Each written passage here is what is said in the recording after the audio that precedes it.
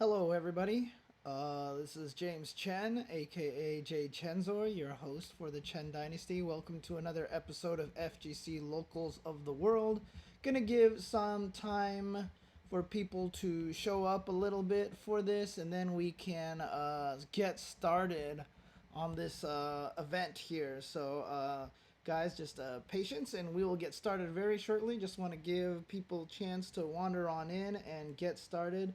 Shout outs to the Combat Club I see in the chat right now. They're the guys who originally streamed this event, so wanted to make sure to give them a nice shout out as well. So we will get started very, very soon. What's up, FGC Watcher? I know that you had a lot to do with this event to help promote your Facebook group. And so, yeah, we'll get this started very, very soon.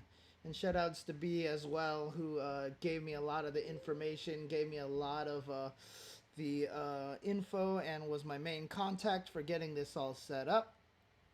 But yeah, this is again the FGC Locals of the World. I'll talk about this as soon as the stream officially starts, but definitely want to give a shout outs to everyone, and hopefully everyone's getting ready for some of my commentary for this event here. It's going to be a top 8 event from Brazil. It's an online event. And it is, I'm really excited to be able to do this, to be able to talk about some of these Brazilian players here. And yeah, so we'll get started very shortly. I'll give it about 3 minutes until 4:30, and then we will go ahead and get started. And like I said, I got a lot to say about about a lot of this stuff, but I'll wait until the stream officially starts. If you guys are wondering what's going on, we'll be started very shortly. Give it about 3 minutes for people to wander on in, and then we can go ahead and get started.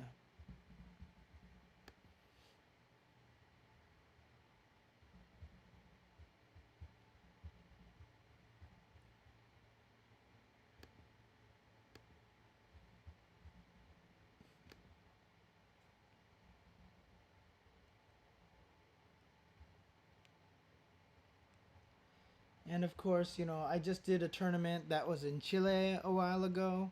Now doing a tournament here in Brazil. Really happy that I'm able to show off some stuff from the Latin America scene, but I really got to be careful because obviously in Brazil they speak Portuguese and not Spanish, and so I'm going to keep making all these Spanish. I'm going to say things in Spanish, and it's going to be a mistake, so I'm going to make sure I don't do that. So try to make sure that I don't accidentally do stuff like that. Try to speak Spanish to Brazil and do the standard South American mix up right there. So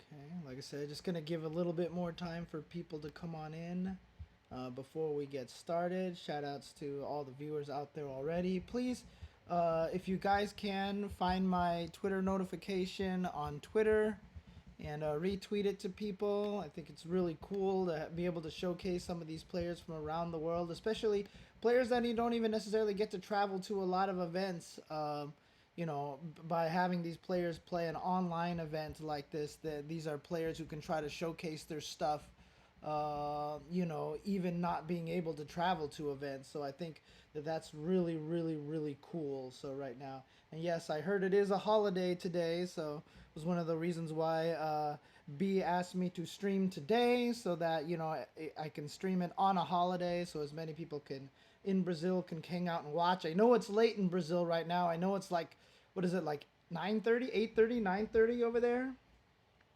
So apologies to everybody for starting so late. Forgot I had a doctor's appointment at 2 o'clock and then trying to get home. I got stuck in traffic, so starting a little late, but all right, let's get this going underway, shall we? Let's get this started here. Ow.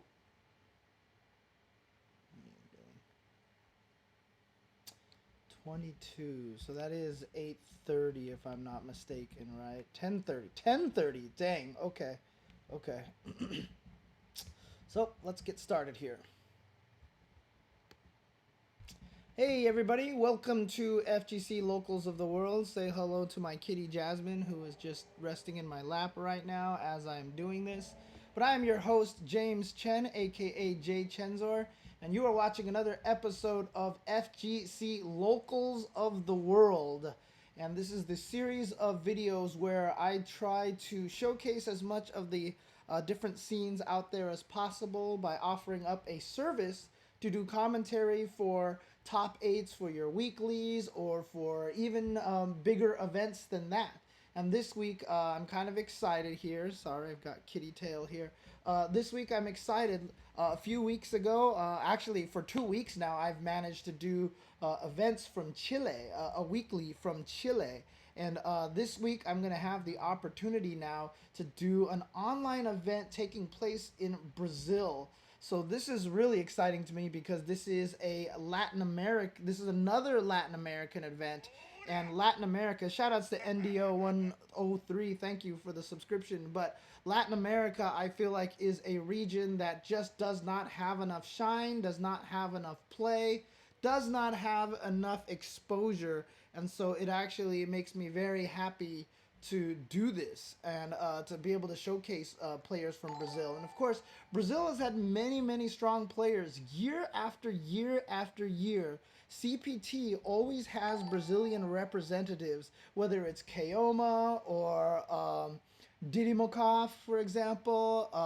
We also had Shushu before. We've always had at least one or two Brazilian players. I think last year we had three Brazilian players, if I'm not mistaken, make it into the Capcom Cup. So Brazil has always been very, very strong. And this is something that makes me happy to be able to showcase this to people, to players around the world, and showcase the Brazilian scene. Now, before we get started, just kind of want to talk about some of the things again. This is a service that I'm offering. If you're interested in having some of your locals also be a part of this, please contact me via Twitter, via DMs, or at email at jchenzor@yahoo.com.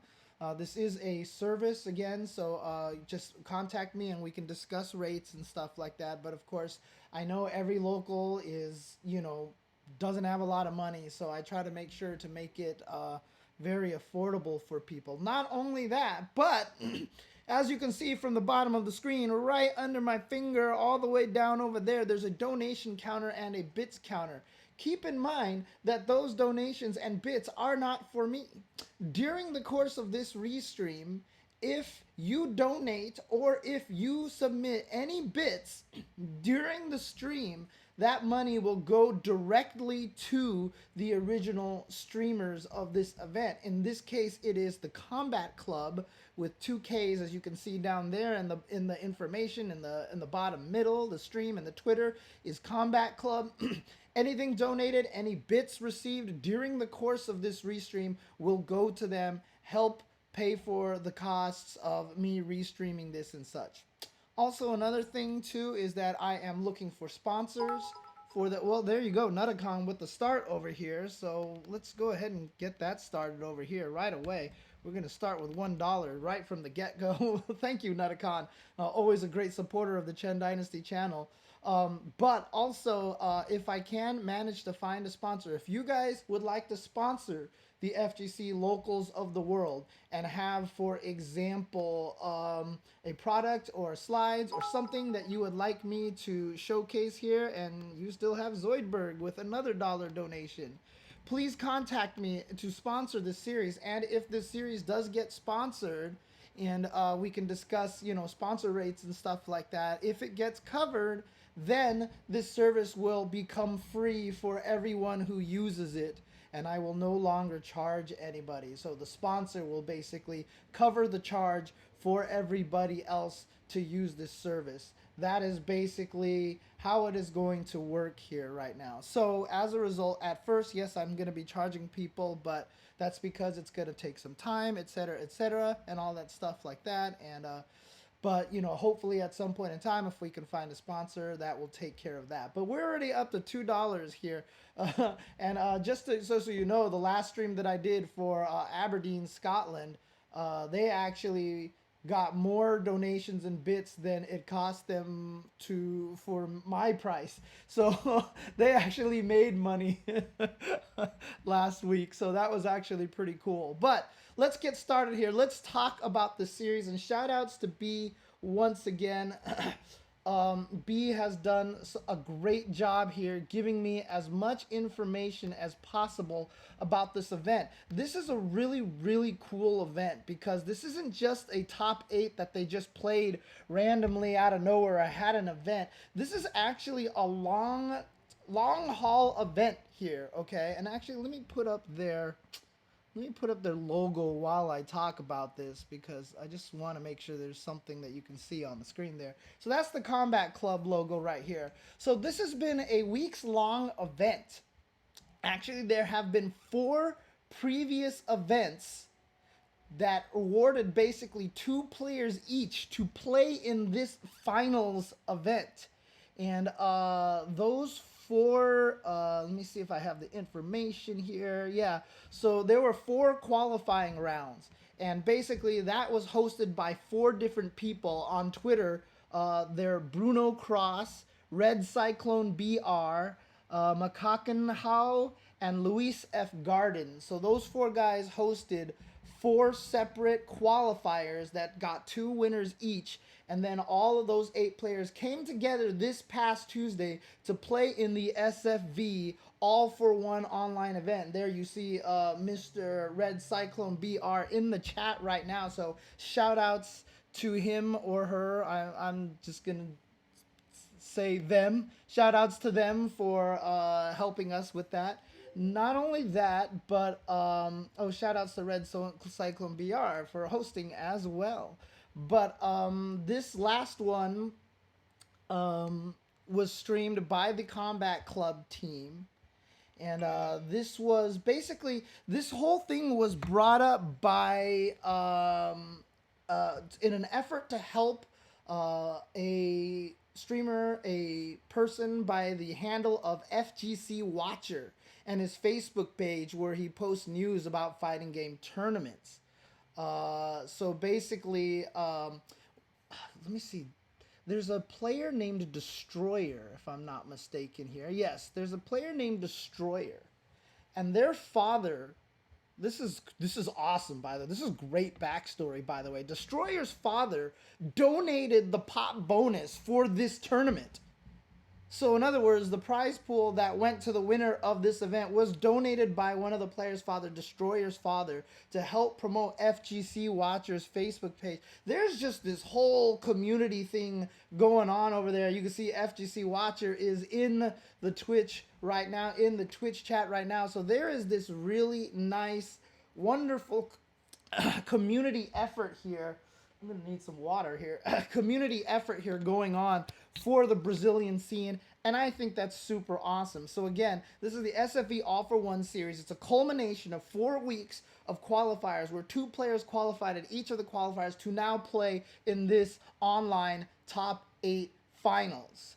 So, and of course, I've got information from all these players. But yeah, Combat Club has created a stream. Not only did they create the stream, they also created a stream where the commentary is muted, so the sound effects for the games are just by themselves. So you can actually just listen to the sound effects. In fact, I'm going to start this right now. I'm going to pull this up right now just so you can see the wonderful commentators here. These are the commentators that were doing the commentary for Brazil. This is Fabinho, and I'm not even going to be able to pronounce that. It's Buyu, but these guys are the commentators for the event. They did the commentary.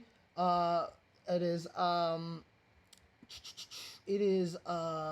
I believe that's did I get that? Oh, nice. Okay. Buyu, nice. Okay. Buyu and Fabinho right here are going to be doing the commentary for this event. You won't be able to hear them because they provided me with a clip that has not their audio, but I love this background here. So I'm just going to go ahead and start playing this for you guys, and let me know if you can hear the background music. You should be able to hear the background music here, and these guys are commentating from the beautiful beaches of Brazil, and I it's probably not. It's probably green screen. But I mean, come on. That's the sickest green screen ever, right? I mean, come on. Now, Fabinho, is that Red Cyclone? Is that you, Fabinho, or is that? Oh, check that out, dude! You got the see-through mug here. That's awesome. You have a green cup. That's what's gonna happen, or something like that. So, you know, I pronounced it wrong. How do I officially pronounce Brazil in Portuguese? I just pronounced it in Spanish, which I said I was gonna do, which I'm not gonna try to do. Okay, so Vaminho is Red Cyclone BR. How do I properly pronounce Brazil in Portuguese? Let's see here if I get some information here. But again, these guys are streaming here. These are your official Brazilian commentators, Portuguese commentators, and I, of course, will be doing commentary over that. So, and looks like they are going to start very short. Look at this. Here we go. Beautiful bracket page right here. You can see that this is starting. They're all going to be on winner side again. 4 qualifiers. Oh, so it is Brazil. It is Brazil. Okay, there we go. Okay, so again, as you can see here, there's going to be top 8, but they're all starting on winners because there was qualifiers. So no one's starting in losers bracket. So you can see right now on the top side of this bracket, it is going to be Shingo Lex versus Rodrigo Lins, and then Destroyer versus Bruno Cross, Dada versus Juliano Roca, and Stunner versus Dark. And of course, B provided me with a lot of information as well. So there you go. Okay, so it is going to be Brazil. I'm not going to say Brasil because that is the incorrect way to pronounce it. So Brazil it is. Brazil it is. But this is the event that is coming up. You can see right here. It is going to be an official top 8. Strap in, boys. This is going to be a nice, long, exciting top 8 match here. Again, this is online. These guys are going to be playing against each other online in an online environment. But this is all taking place in Brazil. All of these players, if I'm not mistaken, do hail from Brazil. So this is going to be really, really cool and exciting to watch. Shoutouts again to the Combat Club. You can see all the players just sitting in here waiting to get going. But one thing I want to mention once again, this is the SFV All for One online event streamed originally on twitch.tv/Combat Club. Follow them on Combat Club on Twitter. To find out more information about this. Not only that, but one thing I want to say to make sure is that Combat Club, I don't know if you guys are partnered yet with Twitch or not. I'm going to make an assumption that that is not the case. You could be, but I'm just going to make the safe assumption that you're not. If you guys want to support this scene and you do not have a way to donate or to donate any money or bits to this cause, please follow them on Twitch and make sure that, you know, if they happen to be streaming any fighting games, to watch them and stuff like that. Watching people and giving their channel views and such is a way for them to become affiliated. And it's a way to have them earn some money as well. So please definitely take the time to follow Combat Club on Twitch, as you can see at the bottom over there. And again, all donations, all bits that are donated during the course of the stream will be given directly to Combat Club, the people streaming here. That is my policy on FGC Locals of the World, until maybe perhaps we get an official sponsor of the series. But let's go ahead and start. We've got Shingo Lex versus Rodrigo Lins. And before we get started in this match here, one of the cool things that I will do is take a little bit of time here, because B, who is my main contact for this, has provided me with so much awesome information over here. So we have Shingo Lex, who uses Balrog and Cody, and as you can see, their CFN is Shingo Lex 90. They qualified the champion. He was the champion of the 4th qualifier. And basically he plays boxer and a fast Cody. He plays very strong and does very well at every tournament that he attends. Elvis Casio, aka Shingolex, represents one of the 10 best players in Brazil. He was a runner-up at Fight in Rio 2017. But after that, he's appeared at top 8 of all 3 majors, which were part of the Capcom Pro Tour, as well as among the best 8 players in Campeonato Brasileiro de SFV, ending the event with a 5th place win. So very strong right there. I just missed those bits. Let me pull up my Streamlabs for you guys here, just because well, I guess I can manually... Ooh, Cinders. I did not count that properly over here. So I'm going to require my Streamlabs to be able to tally those up for me. And Joe Coroa with the 2-bit donation. Thank you guys very much. While I wait for that to load up, I also want to talk about his opponent, Rodrigo Lins. There's an Ibuki player with the CFNPF, Rodrigo Lins. He was a runner-up of the 4th qualifier, so he played Shingo Lex at the 4th qualifier and got 2nd place to him. Formerly named Strider Vogue in early 2018, Rodrigo is currently a fierce Brazilian grandmaster with Ibuki. Respected by many of the strongest players in the country. He basically challenges all the opponents. He's just considered a strong challenger in this top 8. And he got top 8 in an event called Copa Nordeste, King of the Platinum, and some other online events of the Brazilian fighting game community. So again, 2 players who are very well known amongst the Brazilian fighting game community going up against each other. So here we go. Let's do this. Let me make sure I've got my bits loaded here because I want to see this. That was 25 and 2, so that's 27. So let's update the bits counter. Here we go. And again, all donations will go straight back to the streamers, back to the Combat Club. Last thing but not least is that you don't need to see me. It's not about me, it is about the event, and there you go. So we will have the Combat Club logo sitting there, and let's get started. It's going to be Shingo Lex versus Lins. But what's interesting here is that they are using some interesting characters, unless I got the... Oh, there we go. Okay, backwards. So Rodrigo Lins is going with Balrog, and Shingo Lex is going with Zeku here. Interesting. Okay.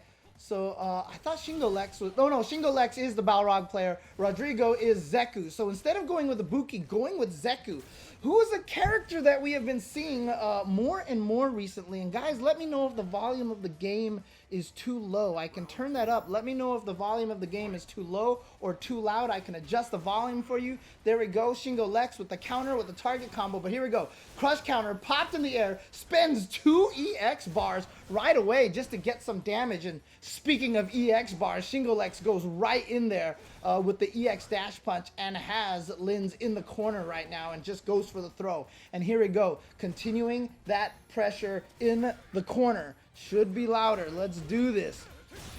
All right. Now the sides have been switched. And now keeping the pressure, slide into V-trigger activation. But you know what? There's the classic. Just jump out of the corner. And you have to be careful when you're going for too much pressure in the corner if you just give your opponent the ability to just jump out like that. So he's out of the corner, but look at this. Shingo Lex bringing him right back into the other corner now. Just like that. That is what Balrog can do, especially with that V-trigger 1. So now into the corner, a surprise dash punch. There we go. Shingo Lex taking round number 2. Rodrigo Lins right now trying to zone a little bit with that young Zeku using the stand heavy punch. Interesting that he's going with that to maybe try to cull the rush down as opposed to old Zeku and trying to, you know, maybe use the Hiens to keep him out. But nope, he is going with the young Zeku, and look at this pressure right now from Shingo Lex. Almost had the stun, but Rodrigo doing the smart thing right there and has managed to use the V reversal to prevent the stun. But however, Shingolex still applying that pressure with the boxer, and he takes game number 1. And shout outs to Combat Club, sending all of his viewers over here. 71 viewers, thank you guys for tuning in and watching SFV all for one. Whoa, look at this! Oh, look at the little baby. Oh, that's so cute. Is that your kid, Combat Club, Fabino? Is that your kid? It's adorable. Nice. Oh, this is one for all. I've been calling it all for one as opposed to one for all. So let me change this to one for all. Or I can just call it the Three Musketeers event. So, but here we go. Shingolex going in again. This is a very familiar position that he's been in. He's been able to keep Rodrigo stuck in the corner, and Rodrigo activated V-trigger. So he's not going to have the ability to V-reversal to save himself from stun, but he should be okay right now. But I love that from Shingolex, just scoping out, sniffing out the attempt to jump out of the corner, puts him back in, then uses the V-trigger to get the kill. Not quite enough right there, but just the low jab will do it right there. Beautiful job from Shingolex, not letting Linz out of the corner. But here we go. Now look at this. This is interesting. Linz is going to try to use the old Zeku just a little bit more, trying to use Zeku as opposed to the Strider form. But the wake up buttons from Shingolex again. You got to make sure your meaties are on point. But you know what? Rodrigo's punishes are on point. All right, gets him off of him and then switches to Young. And I feel like he was doing a really good job with old Zeku. So I'm not sure what the impetus for the change here is. And now look at this. For trying to go in, he gets hit by the target combo into V-trigger, into reset, all the way into the corner now. So here he is. He's trapped in the corner, trying to get himself out, but then getting caught again by the target combo. His block strings are not tight enough, and you can tell Shingolex not scared to come back with the buttons afterwards, and he had all the meter for the critical art. Shingolex going up 2-1. Shout outs to Shingolex there for the 2-0 lead right now. Shout outs to everybody in the chat as well. I see you guys, Alan Card C and Lucky Ice, Bad Lecky. I see all you guys, Arte Sequencia, and all you guys out there. Shout outs to you guys for tuning in and watching some top 8 action restream from the All for One top 8 that just took place 2 days ago online. And shout outs to all the people who are following as well. Shingolex here with a good lead, and again Linz going with the Strider form. As I said, the old Zeku I felt like did pretty well, and but it seems like Linz is just more comfortable with this form. And there you go, the neutral jump is a standard way to stop dash punches, but then you have to be scared of the screw uppers from Balrog if you neutral jump too much. Oh my god, the surprise EX into V-trigger activation. And now here we are in the corner. Say no to Weebs with the $1 bits donation that will go directly to Combat Club. Gracias. Sorry, I'm doing it again. Thank you, guys. Thank you for the donation. But here we go. Linz taking a round again. So here he has the lead and sticking with the old Zeku. And see, there we go. Some good knockback right there. Good zoning here. And switches to the young Zeku again. Okay, like I said, I think he just has a lot more comfort in this form right now. I think he just feels a lot more confident using young Zeku. What's interesting is that Lin, you know, the information that I was given about Lin is that he is an Ibuki player, so I'm not sure if maybe he just doesn't feel comfortable enough in the Balrog Ibuki matchup. But a crush counter and all the way to the corner. Guess what? Danger of stun. One more hit for the stun, and the stand light kick is gonna do it. He was worried about another throw. Minimal meter usage right there from Shingolex. Shingolex at match point, trying to take this 3-0 right now. Let's see if Linz can try, if Rodrigo can try to keep this in, keep this close here. Oh yeah, okay, well there's a reason right there why you might not want to use old Zeku, because he is negative after those Hiens, and does give Balrog a freeway in, so that could be one of the reasons why he's been trying to go with Young. But you know what? Neither form has worked, unfortunately, and Shingolex right away with a 3-0 start in the brackets. Sorry, grabbing a bottle of water. And there you go. Shingolex with a 3-0 over Rodrigo Lins. Great job to Shingolex. Really powerful looking boxer there. Great job to him. Shoutouts once again to the original Portuguese commentators, Babinho and Buyu, for this event. And oh my god, someone cut off Fabinho's hand! No, I'm just kidding. He's fine. He's fine. But what a beautiful backdrop. They're kicking it right now in the beautiful beaches of Brazil. Shout outs to these guys. This is an online tournament once again.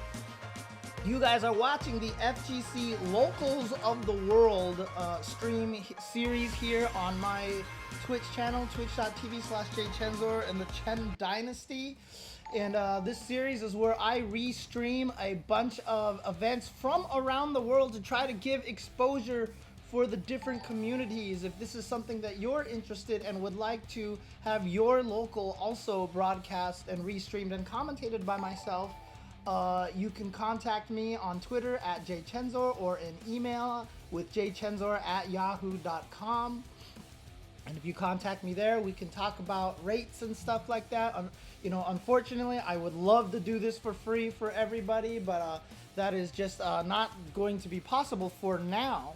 So right now, it is a paid service for myself, just for full disclosure, although I try very hard to make sure that it is a very reasonable price. However, as you can see at the bottom of the screen, all bits and all donations taken during this stream will go directly back to the Combat Club. So if you guys appreciate this or want to help contribute in your own way to the Brazil fighting game community, any bits, any donations received will go straight to them. Also, in the future, if I can procure a sponsor for this series, then I will cease charging anybody for this. Basically, it'll become a free service paid for by the sponsors. So if you have something that you'd like to advertise on the stream, if you have some slides that you'd like me to put up, let me know and we will take care of that as soon as we can.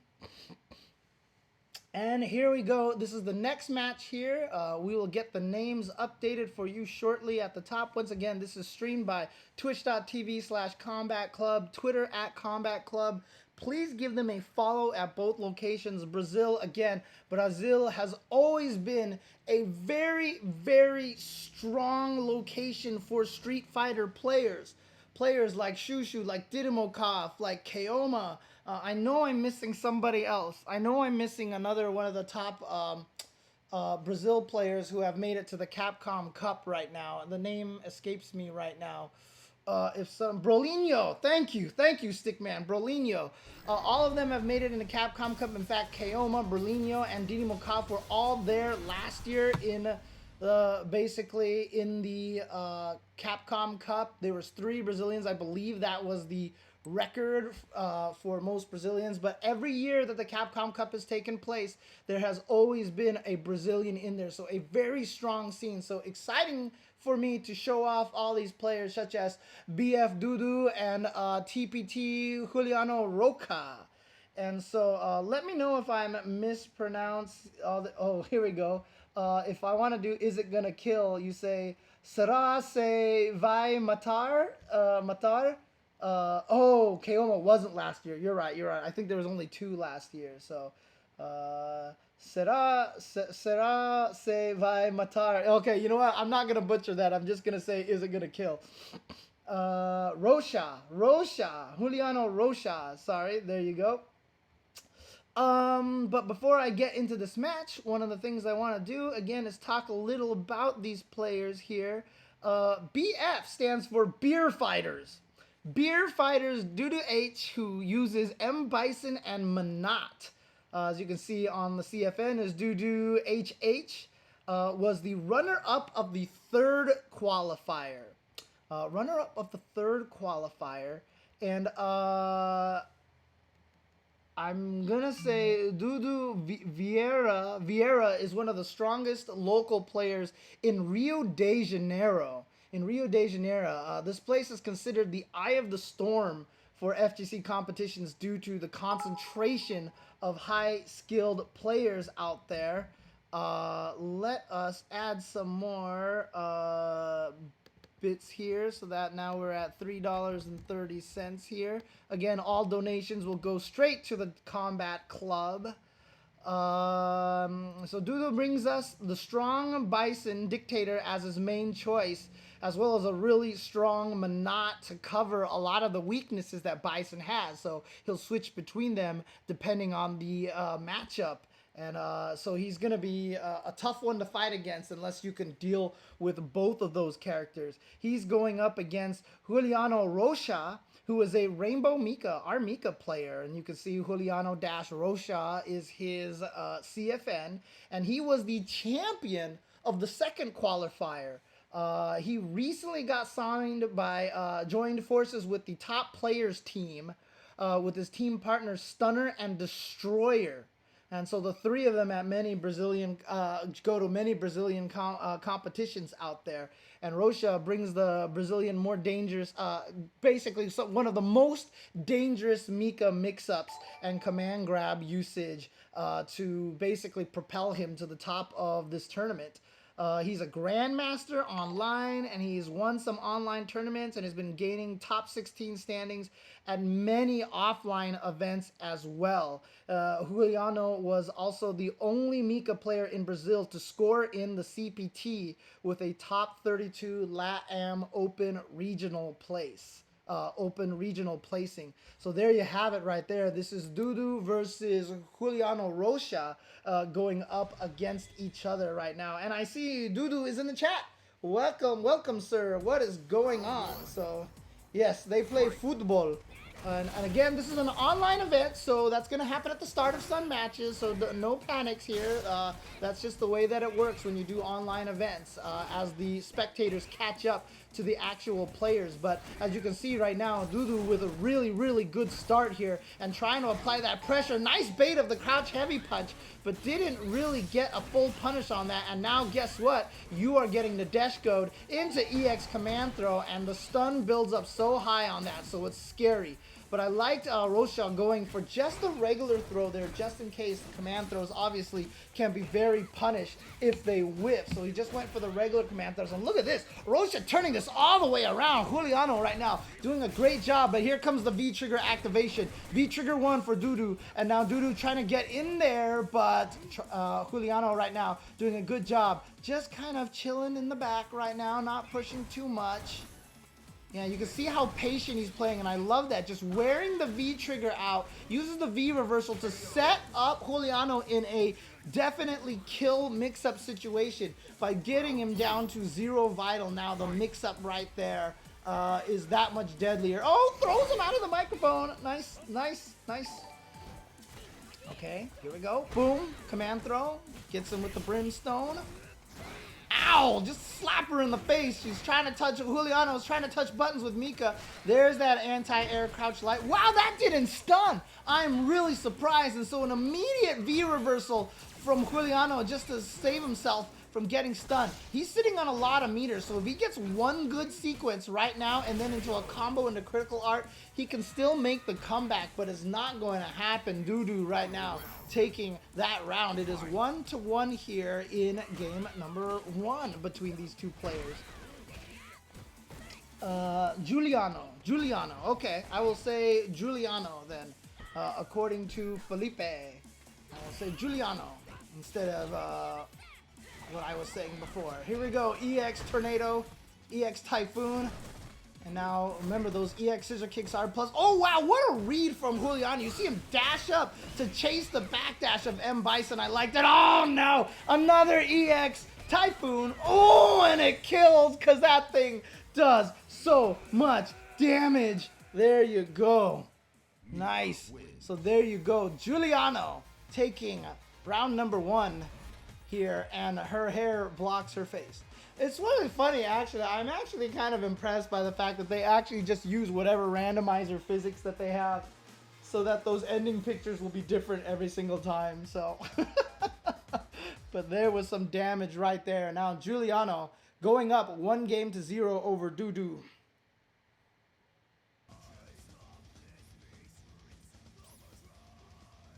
And they're going to get right back in there very shortly. You can see right now everybody just passing their turns to let him get back in there. You can see Buyu and Red Cyclone right here just so they can watch it. And shout outs to them commentating from the beach. I've never been able to commentate from the beach, but you know what? I do have a green background, so I think I could make myself commentate from the beach. So I'm going to have to try to do that one of these days. I'm going to have to try to do that one of these days. All right. Shout outs to everybody in the chat. Once again, want to remind everybody that any donations and any bits donated here will go straight to the broadcasters to help them cover the service cost. Again, I'm not trying to hide it or anything like that. This is a paid service for me to do the restreaming stuff unless I can get an official sponsor. And if I get an official sponsor, then this will be free to everyone who wants to use the service, which will be rough because I'm sure there'll be a lot of people who want to use the service, and I'm sure the line will build up pretty heavily, but we'll see how it goes. So it does look like a Windows wallpaper, except it's moving. It's a real backdrop. So here we go, game number 2. And again, trying to catch up to them. And it looks like, oops. Ooh, okay, they're just probably going to finish this one really quick here. Let's see if I can skip forward. Oh, no, a rage quit. Somebody rage quit. Oh, man. No, I'm just kidding. I'm totally joking. I'm totally joking. Hang on a second. Let me do something really quick here. What is the command for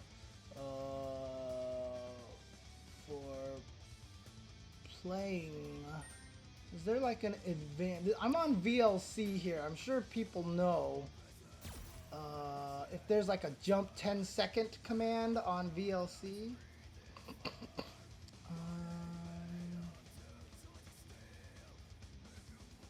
I'm gonna hit something and it's just gonna totally throw the whole thing off. And so, oh well, okay, no worries. I'll worry about that later.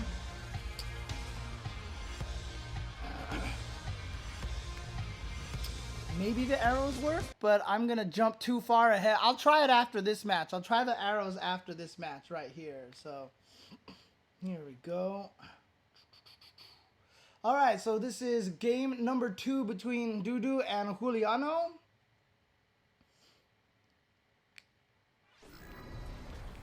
I don't use VLC that much, to be honest with you, so I don't actually use it that much. But it looks like Dudu is going to switch over to Manat with the Felicia outfit and the ball of yarn. All right, here we go. Oh, his dog jumped on him and he accidentally chose V-Trigger too? I missed that. Okay, so FGC Watcher said that the dog jumped on him and he made him pick the wrong... Hey, I understand this plenty because this happens with my cats all the time. Here we go. This is actually the first time I've seen the Felicia outfit in action here, so it's going to be interesting. But right now, Giuliano doing a great job, but oh, too far away and a little bit too late on that one. And good blocks by Giuliano right now to defend against all those mix-ups right there. Okay, gets this draw jump in, and you know what? Giuliano wasn't even ready for it, so he wasn't able to convert off of that. Was kind of an unexpected to him as well. But here we go. Nadeshko time gets the drop kick in there. I'm not sure what button Dudu was using right there. So here we go.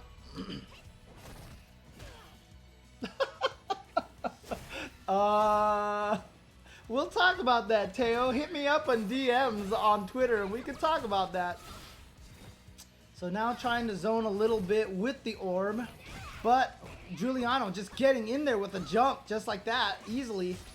2 jumps now, and we haven't seen a lot of anti-airs from Dudu. Dudu going a little maybe too aggressive. Nice combo, switches sides, and right in there with the EX Brimstone damage and stun. And, whoa.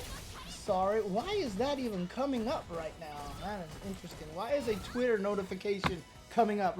I've never seen one of these things before. Oh, this is actually on the stream itself, isn't it?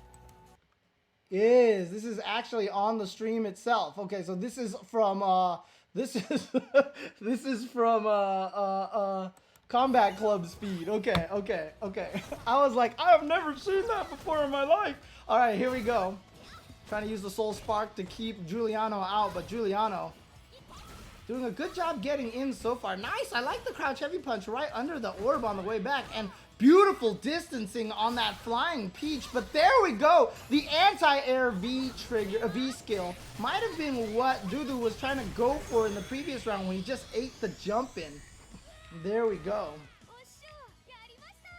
Oh man. My accent would be, dude, my accent would be totally Californian, dude. Cause I am from like Los Angeles, man. Yo! Back throw into the corner now. Dudu with a good position. Oh no, but a beautiful timing jump from Giuliano to get over the stand heavy punch. And now look at this. All the pressure into the corner. Has the critical art all ready to go. But can Dudu extend this? And he's going to go for a reset. He does get a reset in there. And another reset. And close to stun. So this is huge. But watch out for Nadeshko. Doesn't matter. Gets this. Can he combo into the critical art? No! That was supposed to be critical art. But oh man, Dudu escapes with by the skin of his teeth right there with an accidental uppercut, soul throw motion right there. But he gets away with it and ties it up 1-1. So there you go. The dog attack again. It's always gonna be the dog's fault. Anytime you see an error, it'll always be the dog's fault. Alright, so it's 1-1 here. Gonna stick with Manat. Obviously, Manat doing a little bit better. Oh, but the counter hit, beautiful confirm into the command throw. So this is kind of the things that we were talking about earlier. Giuliano has a really, really good sense of mixing up when to get those command throws in there. Oh! Countered the crouching heavy punch, but didn't get really anything off of that. Nice forward throw. Gonna build some space. That's why you see Dudu dash forward right afterwards, just to try to build some of that space. And now out of the corner. This is huge. And he's got that orb. He's trying to recall it back, but hasn't had a chance. And here comes Nadeshko. There we go, the mix-up, but just buttons from Giuliano. And here comes, finally gets the orb back. Finally, after all that time, activates the V-trigger. Goes for the mix-up, but there wasn't really no high-low mix-up, just going for crouch medium punch. That time went for the overhead, not gonna work. Is this gonna kill? It wasn't too many hits beforehand, so no, it does not kill. It's not quite enough. And the trade right there, not a proper meaty timing from Giuliano, doesn't matter, gets the trade, able to take that round anyway. Oh, yep, throwing after the drop kick. That's pretty risky. Drop kick is plus on block, so definitely a risk to take, but quite a read right there from Dudu. But Dudu now unfortunately gets tossed and now is all the way in the corner. Oh, okay. Do we got corner Manat combos? Oh, the reset. Okay. So goes in there with the slide, sets out another orb. Probably going to try to go for overhead, maybe into orb. Nope. B reversal going to prevent that from happening. Giuliano now backing off a little bit. Sticking back. Trying to find his way in. Knows he has to weather the orbs. Finally gets in there. But Dudu right now still holding on to that orb. So zoning with that. Oh, wow. Perfect max range slide and then a whip command throw. But Dudu unable to punish. Just a little bit maybe too far away. And look at this. Just poking away. Just errant pokes right there. 3 medium kicks in a row is going to put Dudu at almost death's door. But here we go. Goes for the reset low this time, but drops the combo after. But that's going to hit. But Nadeshko coming in and ruining things for Dudu. That is what Nadeshko does. Nadeshko is she's the monkey wrench. She's the wrench. You throw the wrench into the game plan every single time and just gets in the way. And I'm sure most people out there hate watching Nadeshko win it. Like, I mean, come on, how is that fair? Got this character who has an assist, man. What is this, Marvel? This ain't no Marvel. All right, here we go. Right now, Giuliano at match point. Beautiful use of the armor from the V skill. A lot of times you see her do that. You forget the armor's there. Empty neutral jump into command throw. Love it. Love it. V trigger activated though. 2-bar V trigger. You can activate it pretty quickly, but that's what the V reversal's there for. So not also to knock her back and also to kill V trigger timing and to set yourself up. Look at this. The mix up from the front low. And is already Dudu down to no life. Trying to zone with that standing heavy punch. Gotta watch out for the jumps from Giuliano now. Giuliano is seeing those heavy punches. There you go.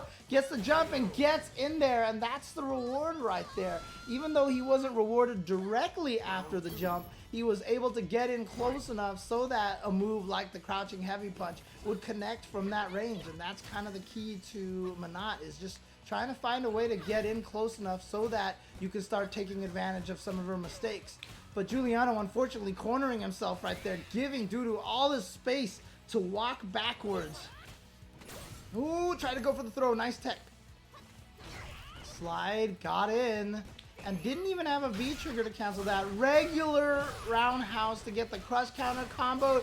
The Fudo link right there, standing medium punch directly into EX. But here we go, beautiful neutral jump to avoid the command throw. And here we go. Oh no, another dropped combo from Dudu. Does Dudu have a dog as well?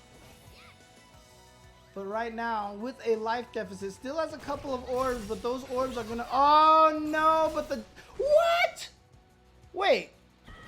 What even just happened right there? I don't even know what happened. But it happened. And as a result, Dudu is still in this. He's still alive. He still has an opportunity over here. Look at this, and he may take the ride. He goes for the overhead, doesn't quite get it. The down medium punch is gonna work. Oh, the clap? That's not what Giuliano wanted at all, but the wake up 3-frame button. Not in range to hit Mika, but because Mika was hitting a button, her hurt box extended and got hit, and thanks to mysterious hitboxes, oh my god, the armor right after the flying peach. That is the disrespect right there from Giuliano. He's mad. He's mad. He's like, I should have won that. I read the critical art. I jumped over. I should be in there. And here we go. The stun. And he's going to be able to go right into the critical art. Boom. There we go. Is this going to kill? Almost for sure. Oh, there it is. And Giuliano takes it 3-1 over Beer Fighters Dudu. There we go. Great job to Giuliano. And again, you guys are watching FGC Locals of the World here on the Chen Dynasty on twitch.tv/jchenzor. However, this event right here, the SFV One for All Top 8, was originally streamed on twitch.tv/Combat Club. Please give them a follow on Twitch and watch their streams when they play their fighting games over there. You can see the original commentators down there, Fabinho and Buyu, doing the commentary in Portuguese for the event. This was streamed 2 days ago on twitch.tv/Combat Club. Also give them a follow on Twitter at Combat Club as well. This was streamed online. This is an online tournament from Brazil. And you can see that they were streaming from this beautiful beach here. So, I guess it would be Fabinho, right? If it's like Brolinho, is this Fabinho? Is that what it is? Is that Fabinho? Just like Brolinho, right? Ah, there we go. Fabinho, okay. I'm learning some Portuguese as we go. So Fabinho and Buyu doing the original commentary. Of course, Fabinho is Combat Club. He is the guy doing the streaming for this as well. So again, this is an event that took place online in Brazil. This was a weeks-long event with 4 qualifiers, and the top 2 from each qualifier all got to compete here in this final top 8. The SFV One for All event here. You can see in the brackets right now, we only have one more on the winner side, top 8 to start right now. You can see it's going to be TP Team Stunner versus Umbrella Dark. Also, you can see at the bottom of the screen the donation counter and the bits counter. If anybody generous out there wants to donate anything, again, during the course of these FGC Locals of the World streams, all donations and all bits will go to the streamer. So any donations and any bits will go to them as opposed to come to us. But it looks like we're going to be playing Shingolex versus Destroyer. No. Oh, hang on a second. Maybe what's happening here is that... let me back up just a little bit here. Let me take a look at the bracket. Where do we go in the bracket here? So we see Shingolex. Okay, there we go. Versus Destroyer. Oh, so Destroyer and Bruno Cross played each other before. So they played each other, I guess, offline or off stream. And maybe that's what Dark and Stunner are doing right now. And so Destroyer advanced forward over Bruno Cross. We did not get a chance to see that match. So we're moving forward on the winner's side, and it is going to be Shingolex versus Destroyer. Before we actually get started here, let me talk to you about Destroyer here. Once again, shout outs to B for all this information. Also, just like, I believe it was Shingolex. Yeah, no, I'm sorry. Just like Stunner, all of them from the top players team. Destroyer plays Nash. CFN is, as you can see, Dash, Destroyer, Dash. He was runner-up of the first qualifier, and he's only 14 years old. The 14 years old prodigy had a boom at this year in competitive fighting game scene, with his powerful Grandmaster Nash. He had a heartbreak, unfortunately, at ESL's Street Fighter V premiere. He was banned. He wasn't able to compete because of his age. But Destroyer, a.k.a. Felipe Barbosa, gained much more prestige in the Brazilian fighting game community, getting many top 8 places at online events. His biggest achievement was the 5th place at Treta Championships 2018, a CPT LATAM event, and the most important tournament in South America. So there you go. Good job to Felipe. And that is crazy. 18 years old. 18 years young, I should say. 18 years young. Okay, so here we go. Let's go ahead and continue forward with this match here. He is going to be going with Nash, and again, this is an online event, so the starts of it are, you know, that's the way it works when you catch up as a spectator. We'll get the names updated for you guys right now. There you go, beautiful stuff. So Shingolex on the left, actually, with the Balrog, and Destroyer on the right with the Nash. And this is what we've seen Shingolex do a lot of already. Just good spacing with the dash punches, keeping him into the corner as much as keeping the opponent in the corner. And again, you see beautiful spacing dash punch, beautiful with punish dash punch. Crazy. Oh, 14. I said 18. Did not. 14 years young. 14. I said 18. Sorry. But 14 years old, that's ridiculous. That's crazy. That is insanity, but awesome stuff to him. And awesome stuff for him getting in this at such a young age. I mean, he is definitely, if he's already this good to be getting into these qualifiers like that, he's going to be pretty strong once he does become 18. So, had an amazing match against Mago at the LATAM finals, according to Zate in the chat. That's really awesome to hear. Oh, so yeah, you gotta watch out for that. If the Balrogs are aware of it, they can get those screw uppers for you to counter you jumping like that.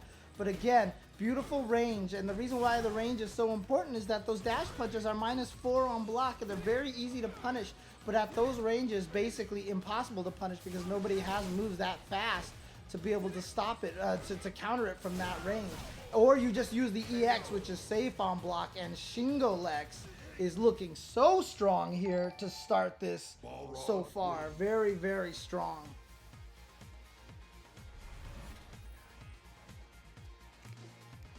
Once again, shout outs to all the Brazilian players. Shout outs to the Latin America scene. I've been down here many times. I've visited Chile before. I've been to Puerto Rico. I've been to the Dominican Republic. And every time I go down there, all I do is see talented players with a passion unlike I have ever seen for fighting games. These guys are rabid fighting game fans, and these guys do not get enough shine. They do not get enough credit. Even for the Tekken World Tour, one of the players there, I believe, was from, I want to say Peru or something, but he got second place, went up to Canada Cup, and also another player from South America went up to Canada Cup. I don't remember if it was the same player, but also did super well over there. So many strong players, so many passionate FGC. I have not been to Brazil yet. Nice V-trigger. There we go. Dodging that dash punch and then getting the cross up, but he had already planned to go for the throw mix up ahead of time, so he wasn't able to capitalize on that connected cross up, unfortunately. Tough to do if that was your plan all along. Nice, okay. Gets the target combo into V-trigger activation. Another thing that we've seen a lot from Shingolex, and Shingolex with the beautiful back throw to get the damage and the kill right there. Shingolex has been looking so strong, but what a whip punish off of that backdash from Destroyer. I really like that. I really love that, and the anti-air EX Scythe now. So now Destroyer looking great with the start, and you know, like I said, Shingolex has gotten a lot of play by pushing the opponents into the corner right now, and you can see Destroyer's doing a great job keeping himself out of the corner and always pushing forward. You see those forward dashes there, but oh no, an unfortunate situation. He went for the light scythe right there, right when Shingolex decided to jump. So great timing from Shingolex, and he has now started pushing Destroyer into the corner where he has gotten so much power because the enemy can't walk backwards and make your dash punches whiff anymore. He can't whiff punish it as easy. So you want them in the corner so you have the proper distancing. Nice counter hit confirm into the crouching target combo. And look at this, Shingolex already caught up in life. Can Destroyer get a hit right now and perhaps just end this with a critical R? Oh, I love the walk up, but oh no, he didn't cancel. He's saving the meter. Or that was just a drop right there, unfortunately, and now he's getting tossed in the corner. It's dangerous time. Activates the V-trigger to the other side. Doesn't need to spend the meter. That Sonic Scythe was going to kill anyway. I'm sure he buffered it anyhow, but great job to Destroyer to take that, and he's going to get away with not having spent any of that meter and come into this round with all of this meter to spend in this round. He hasn't spent any of it just yet. Ooh, the crush counter sweep. This gives, oh, wake up critical R, and it worked. Let's just do it. Oh, there we go. Nash doing a bunch of damage with that. Oh, but he just walks up and goes for the crouching medium kick into V-trigger activation. Just instantly said, stop mashing those crouching light punch, and just like that. Oh my God. How this round just turned around so fast. So fast that all it was Shingolex walking up with a single crouching medium kick into activation. And that was it right there. It all went downhill from there. And again, we see this round after round. Just don't give Shingolex any sort of momentum, because this guy takes that momentum and runs with it like you can't even imagine. That is a heartbreaker right there for Destroyer. So Destroyer working his way back up the queue to go ahead and try to play again. Dude, I would love to do that. Dude, let's get me and Eris, and we'll commentate both together. So I'll have him commentate Street Fighter with me, and I'll commentate Tekken with Eris. That's the way that we will do it right there. But again, so many great players. Like in the chat right now, I see people talking about the Middle East Tekken players. Those guys are ridiculous out there. Shout out for the bits donations from Eddie Gray. Again, I want to remind everyone that all bits and donations received during the stream will not be going to me. They will be going back to Combat Club to help them cover the costs of me doing this restream service for them. Again, this is a service I'm offering, so full disclosure. But again, any donations and bits received will help them cover that as well. Nice anti-air from Shingolex. Oh, that's going to be a punish. Yeah, he thought he had the whiff punish on Balrog's V skill. Didn't actually happen. And of course, EX. Oh, V reversal just to keep the pressure going. And with the way that Shingo Lex plays, I like that idea. Shingo Lex did not want to block that Sonic Boom. You see right there. You see what I mean? That all happened because of that V reversal. And I like that because Shingo Lex knows what Shingo Lex wants to do. So Shingo Lex said, you know what? I'm not going to give you any momentum. I'm going to V reversal this, knock you down, and go Shingo Lex on you. I am just going to go. I mean, he's going to Lex on him. That's what he's going to do. He's going to Lex on him. And there it was. You saw right there. It's a beautiful decision by him. But now Destroyer with a good damage combo right there to try to get the catch up. Ooh, builds up some of that V trigger meter. Here we go. Nice. And oh, the crush counter to the face. Look at this. Shingo Lex is at match point. He just needs one hit. Now, to punish that V reversal, you need a throw. It is not hit vulnerable, I don't believe, on recovery, but it has throw recovery phrase. So if you want to punish that, oh my God. The EX screw upper in your face. Not even the EX dash punch. The EX screw upper to the face. Right there, and there it is. Just went right into his face, and there you go. Destroyer, unfortunately, sent to loser's bracket by Shingo Lex 3-0. Shingo Lex has won both of his matches 3-0. So shout outs to them. And here we have, of course, Combat Club, aka Fabinho, doing the streaming right now from the beach. You know, the fact that his head is getting cut off when he leans forward like that is not green screen or anything like that. It's just there's a weird portal in the middle of the Brazil beaches that causes that to happen. Please ignore it, but they are enjoying themselves. You can see with the shades and the nice little tank top right there. But shout outs to them. They are going to be the recipients of all the bits and donations that are received during this stream. You can see right there, Stunner and Dark have played already. Stunner has advanced forward and will play against Giuliano Rocha on the winner's side. So Dark was sent to loser's side, and we already see Rodrigo Lins and Bruno Cross have played their loser's side match, and Rodrigo Lins has advanced forward. So Bruno Cross is out of the tournament. Now, we did not get a chance to see Bruno Cross in the tournament, so I'm going to read his information right now because that's just unfortunate that we didn't get a chance to see him play. But I would like to give him his information as well. He is a Jury and a Nash player. His CFN is Bruno Cross, same way, BRUNOCHROSS. He made it to this top 8 by being the runner-up of the second qualifier. He's a devoted Jury player and actually has a strong presence in the Brazilian fighting game community. And he's a tournament organizer, he's a streamer, he is a caster, and he's an Ultra Diamond player as well online. The best placing that he's had was at 17th place at the Treta Championships. As we mentioned, probably one of the biggest events in South America. But Bruno has a lot of confidence and experience needed to get the highest place in many different events. Unfortunately, it's not going to happen here. He went out 0-2.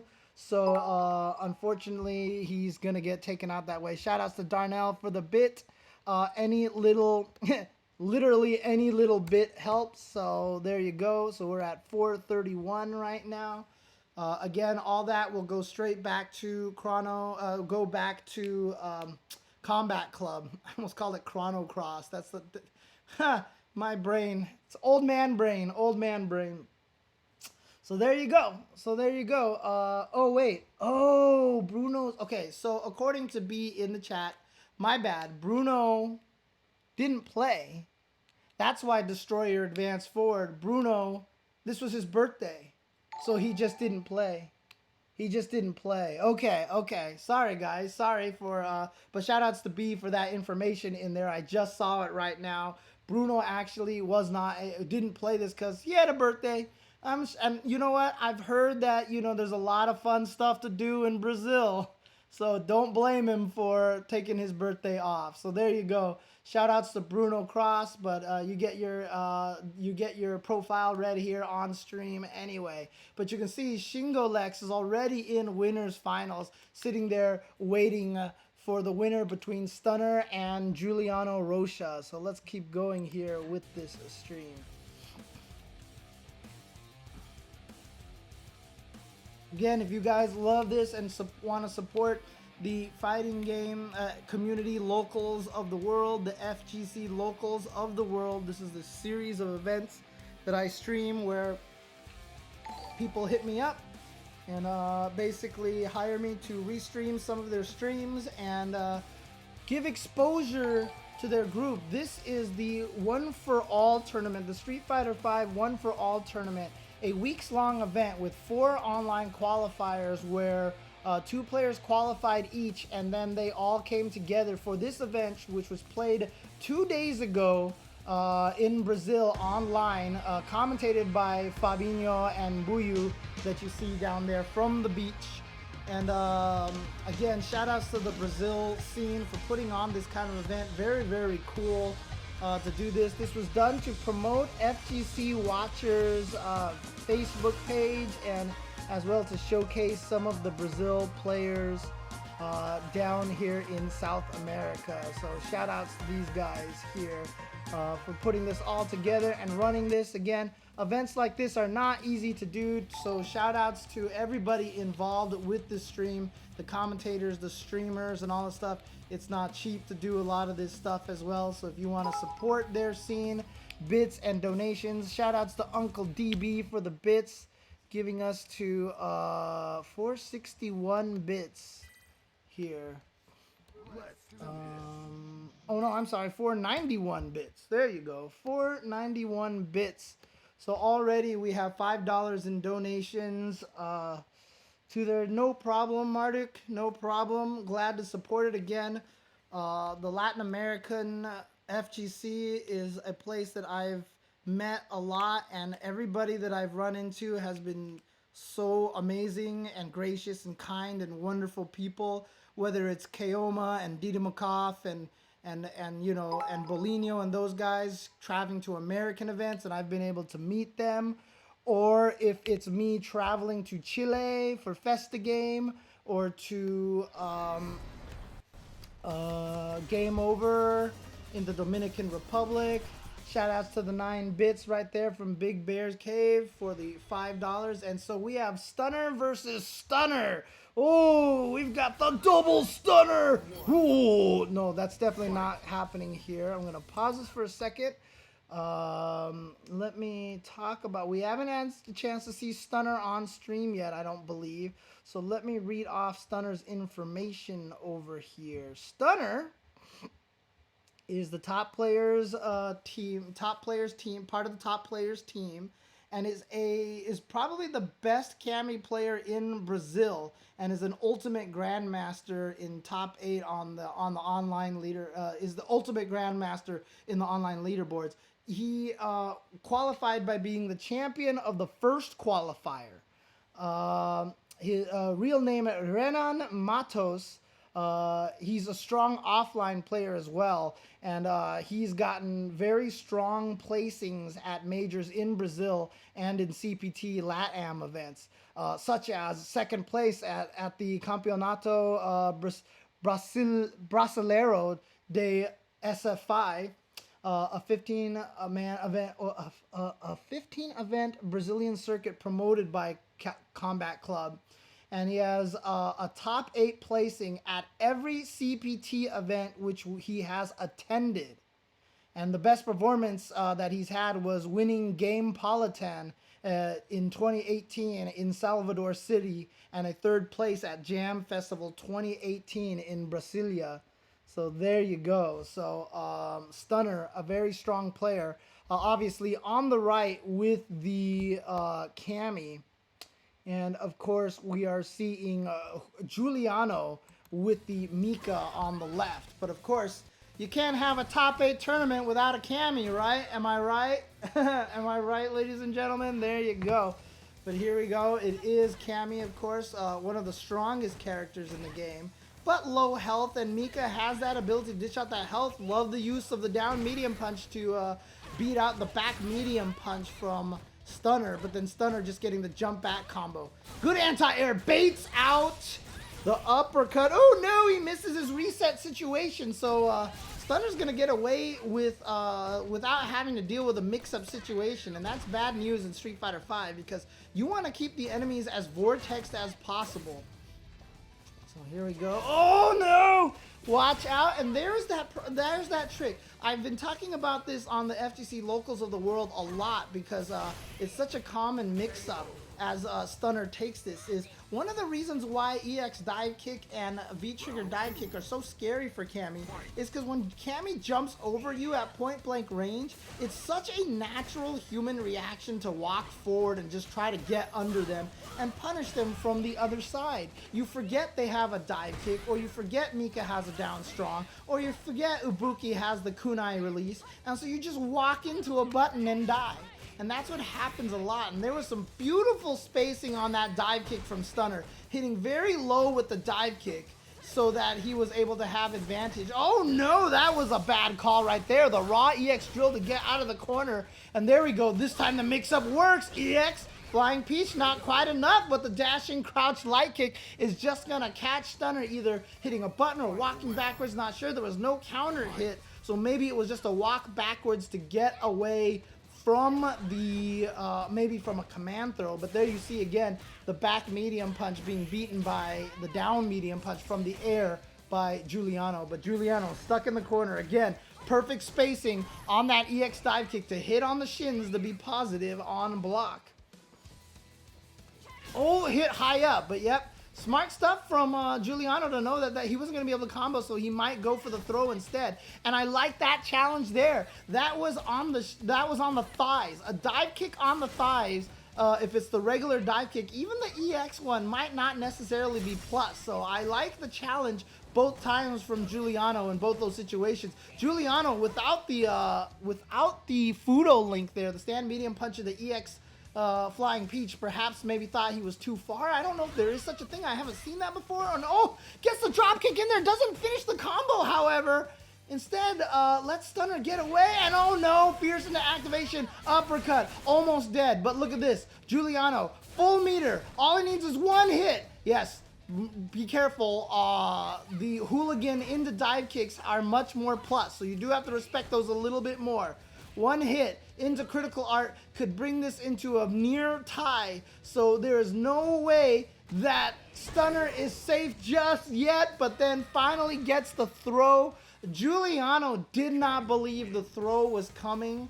He was pretty sure he was going to go for some more buttons, ends up getting tossed, didn't want to get shimmied, and so there it is, Stunner taking game number 1. Hey, and Giuliano in the chat. No problem, Giuliano. Shoutouts to the entire Brazil team and all the players down there. I know you guys have been doing a lot of work, doing a lot of things in the fighting game community. You've had a lot of players down there, and guys like Combo Fiend have gone down there back when he was still on Capcom and stuff. And I know the Brazil loves their fighting games, and I really appreciate the fighting game scene down there. Like I said, such a strong scene, sending a total of 4 different players to various CPTs already. So you know that Brazil has a lot of very talented and very powerful players there. Looks like Stunner could be one of those guys right now, taking that first game and using a strong character like Cammy.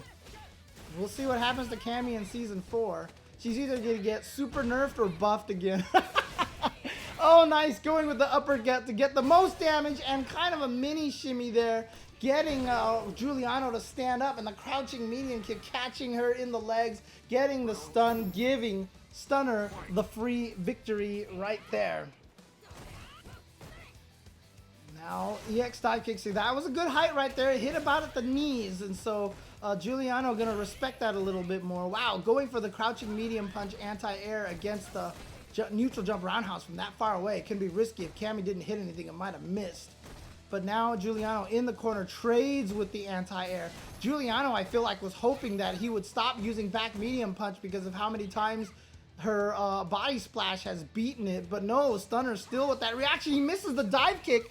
But how often have we seen Camis get away with missing dive kicks like that and nobody punishes it because everyone sees that, is scared of the dive kick, and then they see the whiff roundhouse and by then it's too late to actually punish it. We see that so many times, and that's why Camis can actually just get away with raw dive kicks against a lot of people. Nice. Oh boy, that's killing. She's dead. You're done. That's it. Right there. EX Typhoon with the damage right there. The damage. Beautiful stuff. Oh, okay. Anti-air with the uppercut this time, and that would have beat the body splash. And yes, if you hit someone crouching with the dive kick, very much easier chance to be able to combo off of it. Beautiful awareness from Stunner right there to get the combo. Love him using the light kick on the neutral jump to act as the cross-up. When Giuliano got under him, that was beautiful. Very smart stuff right there. Now here we go. V reversal just to lighten the pressure a little bit. Giuliano needs to make something happen here. A lot of meter. Gets one. Oh no, the jump back to bait out the command throw. Stunner knew that he needed some comebacks and jumped away. Got the punish. Stunner up 2-0 over Giuliano right now. Okay. No problem, doo-doo. Shoutouts to you guys as well. Shoutouts to all the players down there in Brazil who keep playing. Shoutouts to all the players in Latin America who keep playing despite the odds not being in their favor with how hard it is for them to get the exposure and the notice down there in Latin America. Like I've said this before on many streams, I feel like there is a lot of responsibility on the part of North American FGC to do what we can to grow the scene in North America, not just for us, but to make it so that the South American esports and governments and all these other things can understand esports and be a much stronger support for their scene as well, as we see Giuliano with a beautiful round here. But if we can also grow esports to, you know, show their government the kind of wonderful things that esports can bring to countries down there, such as MENA RD's win at Capcom Cup, as well as also find ways to throw more majors down there and do our job over here in North America to support Latin America. I think that is super important, and so it is wonderful for me to see all the players down there with the grind year after year here, trying to be the best at fighting games.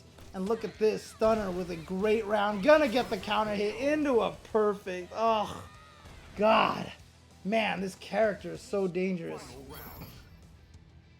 Yeah, she does lose a lot of health if she gets blocked, for sure. But she just has so much power to overrun you. That standing medium punch button is ridiculous. Oh, the side switch! And he accidentally went with back medium punch. He wanted stand medium punch, so he wasn't going to be able to link after the back medium punch, so he just went for the regular throw instead. Nice counter poke, gets the combo into the corner. Match point right now. Giuliano needs to do something, but it is so dangerous right now. No health, but guess what? Giuliano with a full critical R tries to go for the drop kick, got hit out of the air. V reversal now from Stunner. Oh, you know what? Here we go. Oh, just spends an EX bar. Interesting. Tries to go for the mix-up. He spent 1 bar for the... No! The dangers of online tournaments. The dangers of online tournaments. And the dangers of questionable internets. Oh, no. Oh, no. Well... we'll just say Giuliano rage quit because he was already down by a lot like that. Oh man, that's unfortunate. Yeah, you can see Combat Club Fabinho in the bottom just going, oh, what are you gonna do? What are you gonna do? Oh man. Oh, that's unfortunate right there. But oh, Kisori's connection dropped. Ah. So Kisori's connection dropped. So they're still playing offline. It was just the person watching who had the drop right there. It was so nobody's connection actually died except Kisori here. So we're gonna take a look at the match, and it seems like Stunner was about to win versus Giuliano. So we see in the thing down there, Dark has now lost to Dudu. And so we did not get a chance to see Dark play. So let's talk about him real quick. Umbrella's Dark, from Team Umbrella, Dark. He is a G and a Birdie player. His CFN is --Dark-, and he was the champion of the third qualifier. Dark is known for his versatility with the Street Fighter V roster, since he's an Alex, Urian, Birdie, and recently a G Grandmaster player. Diego Dark Lins. Oh, is he brother of Rodrigo? Are they related to each other? Because they both have Lins at the end as part of their name, it looks like. But he has the title of the Treta Championships 2016 as the best performance in the game. So he won the Treta Championships in 2016. But he got a lot of top 8 places in tournaments at Brazil and CPT LATAM events this year. 5 of them, in fact, in Brazil, Peru, Argentina, and Colombia. So great stuff, him. Great stuff to what he's been able to do. Thank you, Moravia. Thank you. Not brothers. Oh, Linz is a common surname, huh? God, I mean, what do I know about common surnames being with my last name of Chen? Oh, man. But thank you, Moravia. I appreciate that very much. So we're going to move forward here with this stream here. But as I am common to do, before we continue forward here on this stream, I'm going to take a quick short break just to grab some snacks. I'll be right back. I'm just gonna run a little bit of ads, and when I come back, we'll continue forward with this. But for now, we'll be right back. Let me put this up here. We'll be right back. I'm gonna grab a snack just cause getting a little hungry here. But we'll be right back, guys. Do not go anywhere, and we will be back.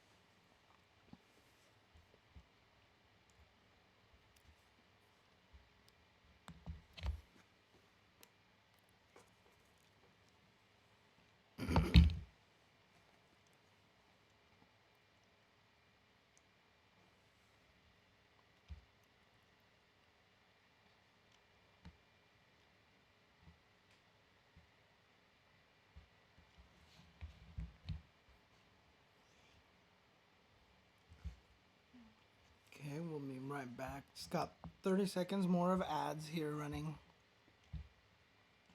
Gives me a chance to eat another cookie.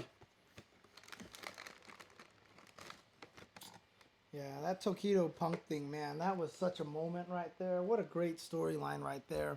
New versus the old, Japan versus US. It was just a great storyline there. And obviously made me very emotional thanks to Tokido's words at the end there about fighting games being something so great.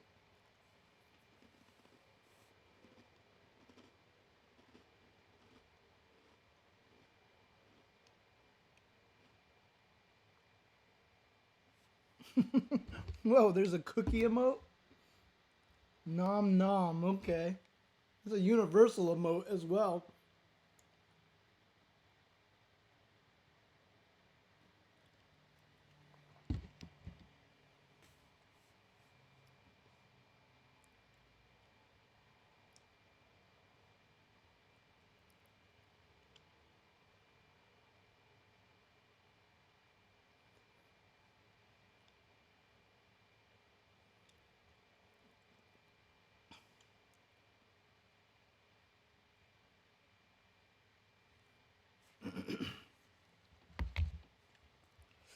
All right, so there we go.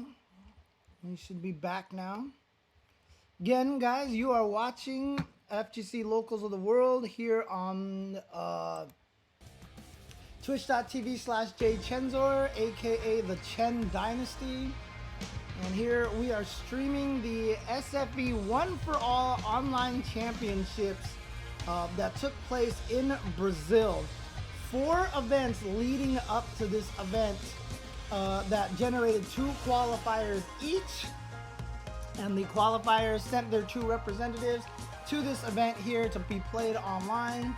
And that's what we are watching here. We are watching the top 8 of this event. We've already gone through round 1 on both winners and losers side match. You can see on your screen right now, Fabinho, aka Combat Club himself, doing the streaming here, doing the work, doing a lot of the tough part of this. And Buyu, on the other side right there, they are the Portuguese commentators for this event. They have actually kindly recorded a commentary list track of this tournament so that I could do this rebroadcast for them with no cross commentary. And I mean, that's more than I even asked for. So wonderful stuff to them. But shout outs to those guys down there and their hard work for their commentary and for all their streaming stuff. And again, we haven't gotten any donations yet today. We've gotten $5 in bits, but keep in mind that anything made today will go straight to these guys. Will go straight to Combat Club. You can see their logo in the top right of your screen right there. That is the Combat Club logo. You can see all their social information at the bottom of their twitch.tv as well as their Twitter. Please give them a follow. Oh, I see. They're going to replay the match. They're going to replay the match here and start again. So Stunner and Giuliano are just going to go right back into it. We got interrupted with a connection in the middle of the match. So they're just going to replay the final match here. Okay, got it. So Stunner was already up 2-0. So he was already in the lead. And it looks like he's continuing right where he left off. Here we go. And yeah, look at this. Oh, okay. Well, here's an opportunity. He's going to spend an EX bar to get the mix-up here. Oh, he was trying to bait out a jump back. But yeah, dive kick from that high is definitely punishable. And if Giuliano was a little bit more confident in that punish, he would have definitely linked into something. Unfortunately, that didn't happen. Oh, no counter hit on that towards medium kick. But here we go. The Brimstone's going to give him an opportunity. A missed dive kick. And again, going unpunished. And that's what missed dive kicks do. They just go unpunished. Here we go. Drop kick in there. Was trying to bait out maybe an EX uppercut. Thought that Stunner would try to get Giuliano. Oh, here we go. Opportunity. No meter spent. Oh, boy. Oh, there it is. There it is. Stunner sensed the desperation and the this is the moment.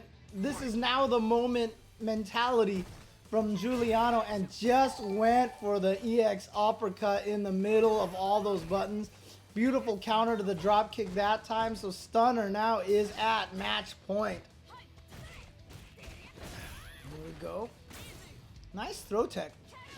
And the dive kick hitting her out of the air, which is actually fortunate because that might have been at a great. Oh, towards heavy punch, but he thought he was closer than that. But right now, Stunner has just been dominating this neutral. Look at these buttons, the medium kick, the standing heavy punch, again beating the drop kick for the throw. And there you go, Stunner does advance forward. So there you go, Stunner. So strong with Cammy. And again, probably no surprise to anybody else out there that, hey, look, Cammy's winning. I know a lot of people out there really dislike this character, but you know, she does decently. I mean, she has one of the worst records in CPT top 8s so far, but you know, she's there a lot. And when you're there a lot, you will have a bad record, that is for sure. So, okay. I am a Cammy player as well, but I think she's the best character in the game, to be honest with you. I do think she is the best character in the game. I know a lot of people say Akuma or Guile. It's definitely one of those three. It's one of those three, but in my personal opinion, I think Cammy is the strongest character in the game. And I actually would nerf her if I was going to, if I had the option of rebalancing her in Season 4. But as you can see here in the bracket, Shingo Lex and Stunner have both advanced forward over here. They will be in winners finals to find out who will be playing in grand finals. On the other side, we have Doodoo H and, oh, I thought we saw Doodoo H advance forward over Dark earlier, but maybe they hadn't played their match yet. So maybe Dark still has yet to come up. So we'll see what happens here. But again, shout outs to Fabinho and Buyu. Like I said, we haven't had any donations or bits yet, but I mean, we have had $5 in bits, but in terms of donations, any donations given and bits given will go to the actual streamers here of Combat Club. As like I said, you see their logo on the top right. Please follow them on all of the social medias, twitch.tv/Combat Club, as well as Twitter @Combat Club. Again, I'm not sure if they're a partnered channel. I should have probably checked, but if they are not a partnered channel, views is how they become partnered.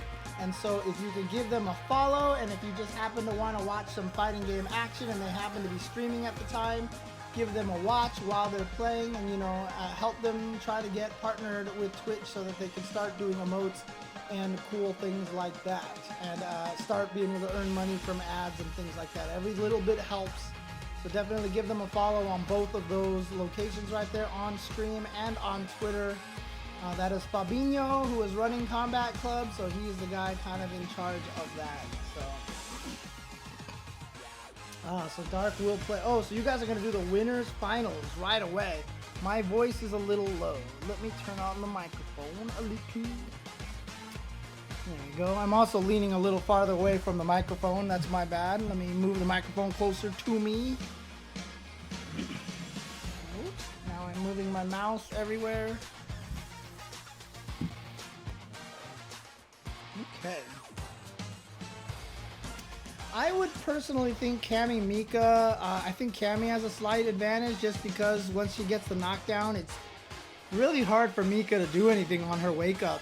She doesn't really have a way, she doesn't have a get off me kind of thing to beat Cammy. Her armor doesn't start on first frame, and she has no wake up uppercut, so she's really kind of hosed in that situation. And Cammy has one of the most aggressive meaty games, Oki games. So here we go. So it looks like we are going to play the winners finals straight up. So it is going to be Stunner versus, oh, okay. This was, I'm sorry, the Cody was, Shingo Lex, that's right, Shingo Lex. So switching characters to Cody now, not using Balrog against Cammy, and I think that's an even matchup. I don't know about Cody. I don't have a lot of experience with Cody versus Cammy, but Shingo Lex looking really strong. The mayor coming in here and doing some work. And apparently he knows something that we don't, because that worked really, really well right there in that first round, getting a perfect over Stunner, plus on block with that EX Zonk. So that's his get-in tool right there. Using the EX drill to go through the tornado. But again, if I'm Shingo Lex, I don't know if I mind that so much. I've said this a lot. When Cammy's use the EX drill to hit you through your fireball, sometimes if she's not in a good position, she can't get any pressure afterwards, and it also makes her side switch if she's a little too close. So sometimes I'm not too scared if she does that a lot, if she EX drills through a lot. There we go, that V skill once again. lots of invincibility on that, and it can be a problem for Cammy. I've heard that Cody's V skill works really well against her dive kick, so maybe that is the reason for this character choice. I've heard from some people that think that maybe Cody could actually fight Cammy pretty decently because he can always V skill the dive kick on reaction, but again, same problem as anyone else once Cammy knocks you down. But look at that, the EX Zonk Knuckle right in her face. No fear. And now back to this neutral here. Both of them really testing each other out, trying to find out who wants to get in there. Nice light kick into ruffian kick combo.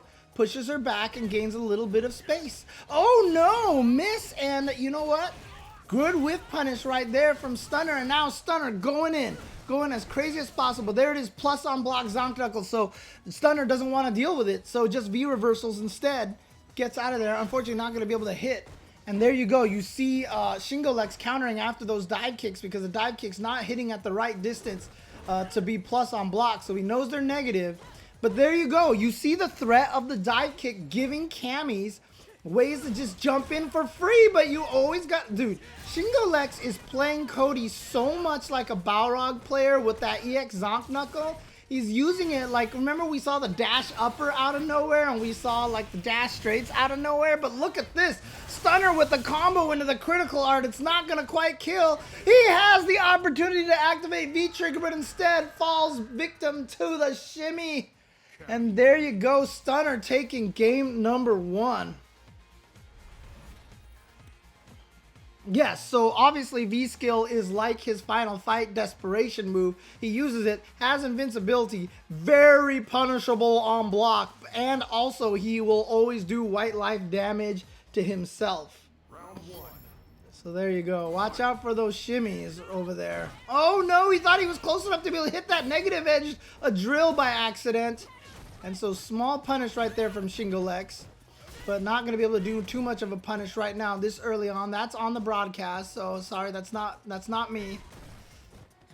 But I like this zoning with the fireball. He's really trying to see if Stunner wants to jump, but there you go. EX Zonk all of a sudden in his face. Not a counter hit light punch, so she wasn't going to be able to come up, but gets the side switch anyway with the dive kick, the V-trigger dive kick, and guess what? Has almost caught up in life just like that.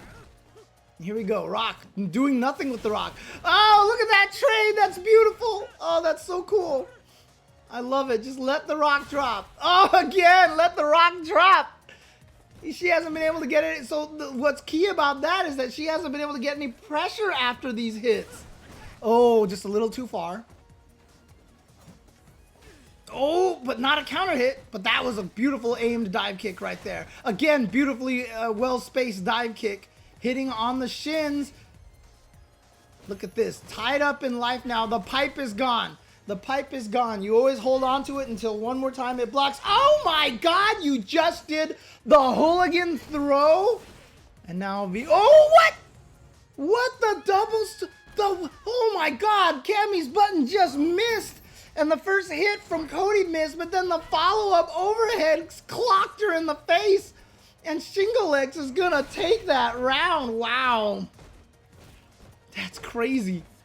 That is an oh, I love that. That was the whiff option select from Shingolex. Every time he does that stand light kick, he's buffering it into the ruffian kick at ranges that are far away. So the only way it can connect on the opponent is if she dashes forward. And if she dashes forward, then the whole thing will connect as a combo. So smart stuff from Shingolex. And look at this, using the V skill up close to keep the pressure. Going in for the EX Zonk. Baits out.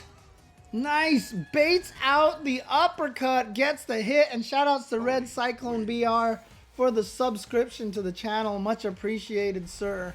Yeah, that is an option too. If you want to support me personally, subscriptions are welcome. Anything that's donated or any bits that come into the stream will go straight to Combat Club. If you want to support me, you could use subscriptions, but right now, you know, if you have any financial money to spare for support, giving that to the Combat Club stream team would be much appreciated. Got to do the televangelist things. Please consider donating from your heart. to the donation counter for the Combat Club team. Actually, that sounded more like G than a televangelist. The Zonk Knuckle in your face. Zonk Knuckle in your face can be dangerous because if it's a counter hit, he can combo off a nice anti-air. I like it. Too high up for that dive kick. Okay. Stays in the front, though. Stays in the front. Shingo Lex thought he was going to the other side. Going to use that V reversal to try to knock Cammy into the corner, but there you go. Cammy's V reversal puts herself right back out of there. Always one of the good benefits that she has, even though her V reversal is very baitable. You can bait it out and then punish it pretty badly. But we're seeing a lot of V reversals from Shingo Lex. Really wants to get out of there. Hasn't really used the what do you want to call it? The V trigger as much. Has been spending a lot of it on those V reversals. So there we go. Shingo Lex trying to take a lead right now. Go up 2-1 in this matchup versus Stunner. Comes in there with the Zonk. Again, really nice usage of the Zonk. And the Zonk, you know, is not there to go through projectiles and stuff like it was in 4. It's Cody's best get-in tool, which is really kind of a different way to use that move. But Shingo Lex definitely using it well, and you could see a lot of shades of Balrog in the way that Shingo Lex uses Cody. We saw him use Balrog earlier, but he's basically Balrog with a fireball and no charge moves. And right there, he used the V skill, drained a little bit of his own health, so Cammy's combo follow-up, they're going to do a little extra damage. That's the risk you take when you use that V skill like that. Ooh, hit him out of the air. Oh, and that's not a true block string, so... Oh, caught him low. This is going to be big damage. Set up into the rocks. Oh, what? You're just going to uppercut. I don't care. But in V trigger, that uppercut does officially have invincibility. Tries to get in there once again with the Zonk Knuckle. What a confirm off of one hit. What the heck? That was wild and crazy. And then the back throw. Oh my God. Stunner with the desperation single hit into, or a confirm. Maybe he just confirmed on a standing Cody.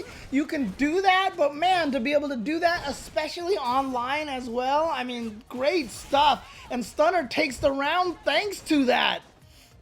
And yeah, she gets massive Oki after that. Oh boy, but the shimmy right now from Shingo Lex going right back in there. Oh, went low with the roughing kick. That would have been punishable on block had she blocked it, but very fortunate that, you know, she tried to stand up and walk away and got hit by that. There is that V skill. The anti-Cammy jump V skill will beat the dive kick or the regular jump. That's why it's nice there. Tries to get back in there with the EX Zonk Knuckle. Unable to do so. Now, it's back and forth. Trying to fight. Oh, in, but too high up. Yep, even on hit, it can be too high up. So it's a little risky. Once again, trying to get in there with that Zonk. Shingo Lex with just the tiniest of life leads. It can melt away because look at how much meter Stunner has. Stunner has all of the resources. In fact, Stunner technically, I feel like, has a, quote, lead in the game because he has so much V reversal and so much meter to be able to spend. I feel like he has the true lead in the game right now. Maybe not so much anymore because one hit will kill. Any jump right now from Stunner will be death, because that will be V skill and that's the end of it. That's why you see Stunner not trying to jump. Stunner has remained very grounded at this point in time, tries to dash up, but a nice jab check from Shingo Lex, and Shingo Lex taking that game to go up 2-1. Good job right there to Shingo Lex, and Shingo Lex now with the lead. 2-1. And again, you guys are watching the SFV One for All online event coming to you from Brazil. This was streamed 2 days ago, and I am here restreaming it on the Chen Dynasty, twitch.tv/jchenzor, as part of the FGC Locals of the World. Sure, this isn't technically a local, but it's really expanded beyond that. I had a lot of people hitting me up with big events that they've done, and you know, I think that's exciting. That's something that I definitely want to do. And so if it's an event, I mean, some group actually they don't have majors very often, and they had a major in August, And they asked me if I'd be willing to restream an August event, and I have absolutely no problem with that. So, especially if it's from a particularly smaller scene that doesn't really get opportunities that much. So, I'm down for all sorts of things to restream on the FGC locals of the world. Pay attention to rounds durations. Not sure what you mean by that, FGC Watcher, exactly. But here we go. This is winners finals. We haven't gone through much of losers finals just yet. So we're just going to have Stunner and Shingolex finish out through here so that whoever gets in the grand finals can probably just take a little bit of a break and come back a little bit later, and then we can make it through the loser side of the bracket. Stunner on player 2 side this time, Shingolex on player 1 side. Oh no! Thought he had to confirm. Unfortunately, didn't get the hit. No, there we go. The EX drill again. She does get Oki when she clips you at that far away, but again, not a huge amount of damage. It's just a way to discourage the opponent from throwing fireballs, but if you're smart, you're not going to get discouraged about that. And then you see that rock just causing Stunner a little bit of problems, because every time he's gone up, tried to punish that rock, the rock comes back down and hits her and trades. So Stunner really hasn't found a way to punish the rock toss very well. And it's really interesting. It reminds me of Armika's microphone, actually, without the armor. Oh, there we go. And that's plus because he got the 3 hits on the home run swing. So he was able to dash up and get the command throw. But then the counter hit from Stunner. And Stunner really wanted to get Shingolex back in the corner, so tried to go for the throw, but a nice tech. And here we go. Stunner down just to a tiny bit of life. There it is right there. That V skill that's so good at stopping the dive kicks. And with no meter, Stunner does not have the ability to EX drill through the fireball. So Shingolex trying to cause a little pressure there and then just poking away with some of the buttons. He's at match point now. Goes in with the EX Zonk Knuckle just to get some plus frames and to push Cammy back towards the corner a little bit more. Still no meter for Stunner. Finally gets the meter here. Goes in there with the hooligan dive kick just to basically put herself in the center of the playing field to get her as far away from the corner as possible and to get some plus on block dive kicks. And there you go, spending that EX drill again just to get through the fireball and get in. Oh boy, crush counter to the face. Rock, oh, faked it. Goes in with the Zonk and counter hit. You see right there, Zonk counter hit. He gets the combo afterwards. Don't know if Shingolex wasn't ready for it because he didn't have the full combo afterwards. Faking the rock toss. You see how effective this is? And Stunner, I mean, look, if I'm Shingolex, I'd be like, you know what? Keep trading this. I'm cool. I'm cool with this. Let me throw some more rocks. Oh, and the rock just stopped the dive kick. Oh, man. Stunner just unable to find a way through, but gets the counter hit combo and now takes the life lead. This is huge. Huge, but he still has more rocks available and goes for the overhead. Oh man, that killed, but it wouldn't have mattered anyway because he had the follow-up uppercut or the follow-up drill, which would have killed as well. So there you go, Stunner tying game number 4 up 1 round apiece. Yeah, Stunner definitely got more damage out of the rock trade, but it's just, I can sense the frustration on Stunner's gameplay that he wants to find a way to get a clean hit just so he can get in there. And I see him just trying to go for it as much as possible, and not being able to have the pressure afterwards is kind of annoying as well. When you know he's going to throw the rock, because you want to discourage the rock. And if you have less life, trades just isn't fun. All right, here we go. Back to the pipe again. Das Paipu again. Okay, so now he has the life lead. So for sure it's useful. Oh no, didn't get the home run. Didn't get the home run swing.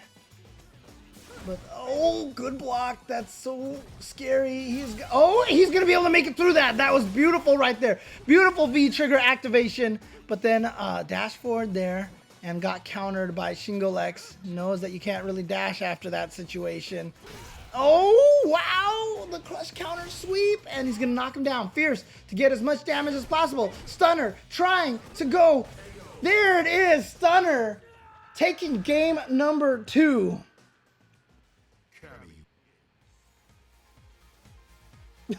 You are reading my Street Fighter 4 posts. Nice. Okay. That's funny. Yeah, I was on that Cami boards a lot. I was definitely on that Cami board a lot, Hitzel. But here we go. Final game number 5 between Shingolex and Stunner. Nice throw escape from Shingolex. A little bit too obvious. Oh, so there you go. So as soon as they get that tech, that's when you start going with the shimmies afterwards, which is why I personally feel like going for throws early on is always a good thing, because it really sets the tone and that you want to go for throws, and that opens up the shimmies. And so there you go. Goes for another throw, which means shimmies will open up here. But Stunner looking really strong now. Stunner with a big life lead. If he can take this, he'll be 1 round away from advancing to grand finals. Also, shout outs to High Fight, who is in the chat and who I was responding to a little bit earlier. High Fight, of course, the great highlighter of the FGC. And look at this, Stunner with a great uppercut. But High Fight, appreciate it. I know you are also supporting the FGC locals of the world, so appreciate that as well. I wanted to try to make highlights from these video clips as well, but just haven't been able to find time. So thanks for any clips that you've been able to do as yourself as well. So here we go. Stunner right now down in life here. But using that V reversal, that's smart right there to switch sides to keep Cody into the corner now. And so now wants to see if he can apply his rush shot. But you can see, like I said, Stunner knows that the dive kick can be countered by the V skill. So he's really playing very grounded and very patiently. But what's nice about oh no, it was too late. It was too late. So there it was right there. But Shingolex just with a bad reaction. Oh, nice. Reach with that standing medium punch to punch over whichever button I saw. Oh no, that was not. Oh, but he didn't get a punish. A lot of mistakes here. And then the wrong ruffian kick to punish that. Like I said, a lot of mistakes here. And Shingolex, after his V reversal, has backdashed almost every time. Stunner hasn't seemed to notice. And there you go right there. That drill, putting himself in the corner. But beautiful side switch. Goes in there with the EX. Oh no, that EX uppercut is not going to hit. It missed. It missed. Oh, man. There we go. So we're at match point and going for a hooligan throw. Oh, my God. Just going for it. Okay, gets the hooligan. But, oh, that's the first time I think we've seen Shingolex do that. Just go for the EX zonk into throw. He's hit buttons afterwards so often. But Stunner has done such a good job just being very patient and defending in that situation right there. And so that time Shingolex took advantage of it with the throw. I don't know if that was supposed to be an EX drill through the fireball. Shingolex looks like doesn't want to take any extra damage right now, so being very careful. There it is right there, the V skill to anti-air the dive kick. Oh, not that time. He just jumped up, but there you go. The surprise into the crouch medium kick. It's the second time he's gotten that. Not sure what it is that Stunner is waking up with, or if he's just walking backwards. But there it is. The deceptive range of the jumping pipe is going to take it for Shingolex. And now the Balrog / Cody player all the way into grand finals. Great job to Shingolex. And Stunner will move to losers finals side. Again, you're watching the SFV One for All restream here on FGC Locals of the World. This is an event that was online from Brazil, originally streamed on twitch.tv/Combat Club. Farofa? Farofa? YOLO DP uppercut is Farofa. What does that mean? What does Farofa mean? Technically. Yep, you gotta wear... The FGC is so bright, they gotta wear shades, man. And now we're gonna move to the loser side bracket. You can see here, Bruno Cross could not attend. So Rodrigo Lins has moved on already automatically, but we're actually gonna start with Dudu H going up against Umbrella Dark on the other side.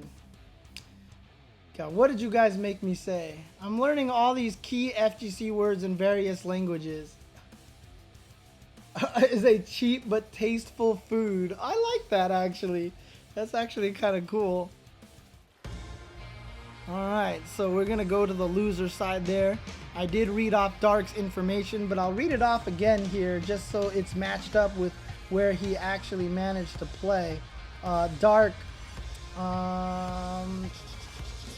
Here we got it. He's a birdie player.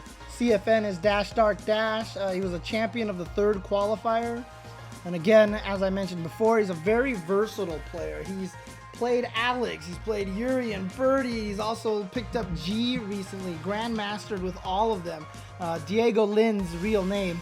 The title, he won the Tetra Championships in 2016, and that's his best performance. But he also got a lot of top 8 places in various tournaments in Brazil and Latin American events in Brazil, Peru, Argentina, and Colombia. So he has done very well in all sorts of different locations.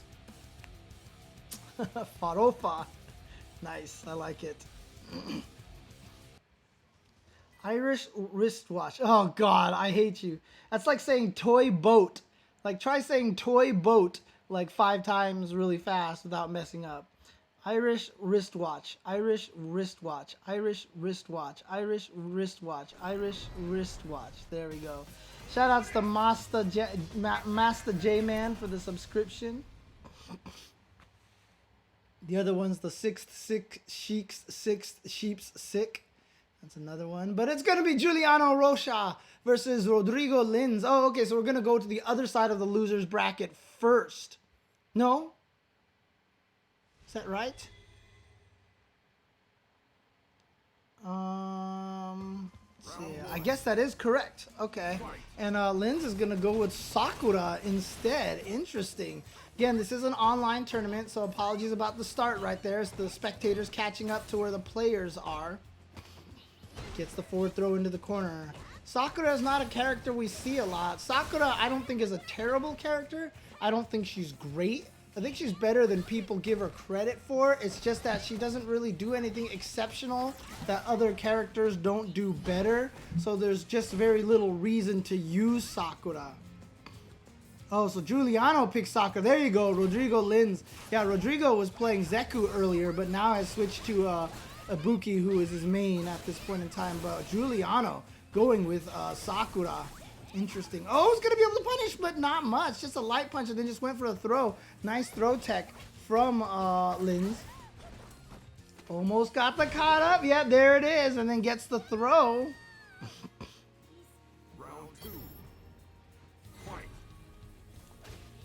Yeah, exactly. She's good. Sakura has walk speed, throw, and standing medium punch. Hardest part about it is that's the same thing that Cammy has.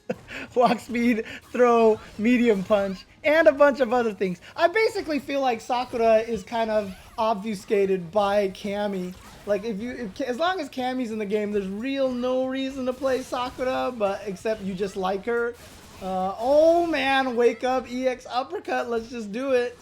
But so far, Juliano has not been able to get anything going. That should end it right there. And so there you go. Rodrigo taking game number 1 with his Ibuki. As we said, we saw him play Zeku earlier. I guess Rodrigo just really likes his ninjas. So we've got Zeku and Ibuki here. But Juliano, with that Sakura pick, didn't really work very well. So... yeah, even B is wondering about that. And you know what? He's going to stick with it. Juliano is sticking with Sakura. Almost as if kind of say, I will make this character work. Damn it. Actually, that is probably one good thing that that Sakura does have is that standing light kick, which is a decent poke. And if I remember correctly, can be canceled. Yep, just like that. So there you go. So obviously Cammy's light kick. Oh my God, right through your fireball. Don't care. Oh, here we go. V-trigger activation, but too far. Too far. Okay. Back to the footsies. Oh, just ate the jump in. Ate the jump in raw. That's going to combo right into the V-skill, into the uppercut. So look at that damage. That's one nice thing about Sakura. Once she can get some of that damage, if she gets that V-trigger activation into the EX Tatsu. Oh boy. Is this going to kill? No, it's not going to kill. Oh, missed. Actually, it might have, but missed the Raida. And then just goes straight into the EX uppercut. Rodrigo betting a lot on that, because if that was blocked, that would have been bye-bye Rodrigo, and Rodrigo would be dead. But Rodrigo staying alive right now. Getting tossed by Sakura. Then the crush counter. Dash up. Beautiful combo confirm. Oh, there it is. That anti-air back medium punch canceled in the command dash. Oh, no confirm on... Again, same thing with the anti-air. And now chasing the back dash. So gets the crush counter. Walks up for the throw now. You know, that crush counter convinced Juliano. Oh, no! Juliano tried to counter with the uppercut. But the command dash to go through. And then the kunai coming. I'm sorry, the shuriken coming right back into her back. Oh, that is literally a backbreaker right there. That is a backbreaker. Yeah, I'm not sure where Juliano is going with this choice to go with Sakura. But looks like he's going to stick with it, or did he go to the character select? I did not see. Was the dog choosing for Sakura? Could have been. Looks like it's going to be a character change over here. And so shout outs once again to Fabinho and Buyu. Who are doing the streaming and commentating in Portuguese. They made a commentary list broadcast just for me so that I could commentate over it with maximum sound effects volume. So shout outs to them. But once again, Fabinho running the Combat Club, which is you see their logo in the top right of this layout right now. And they're doing a great job. You can see the donation counter and the bits counter down over there. All donations and bits that are submitted during this stream will go to the Combat Club to help them cover these broadcasting charges and stuff like that. Oh, shout outs to TWS Gibbo for the subscription. TWS Gibbo, of course, was the person who sent me all the stuff for the Aberdeen, Scotland FGC locals of the world. That stream was a lot of fun and really cool as well. So shout outs to Gibbo. Seems like we're all in a very giving mood right here, giving each other as much as possible. So there you go. So right now we're trying to wait for the next match. Mbuyu is like the Brazilian Yipes. I like it. I like it. Let's see if we... Oh, no, here we go. Here we go. Here we go. Okay, that sounded like the sick Mario trying to muster energy. Here we go. Oh no. Anyways, that's cool to hear. I mean, that's what we need more of as well, is the native commentators as well. We definitely need a stronger presence for those guys as well. And so yes, Juliano Rocha is going to go back to Armika versus Linz, and let's see how we can go. I wonder if it's one of those situations right now where Juliano just hates the Armika Ibuki matchup. Wait, have we had the names backwards this whole entire time? I don't think so.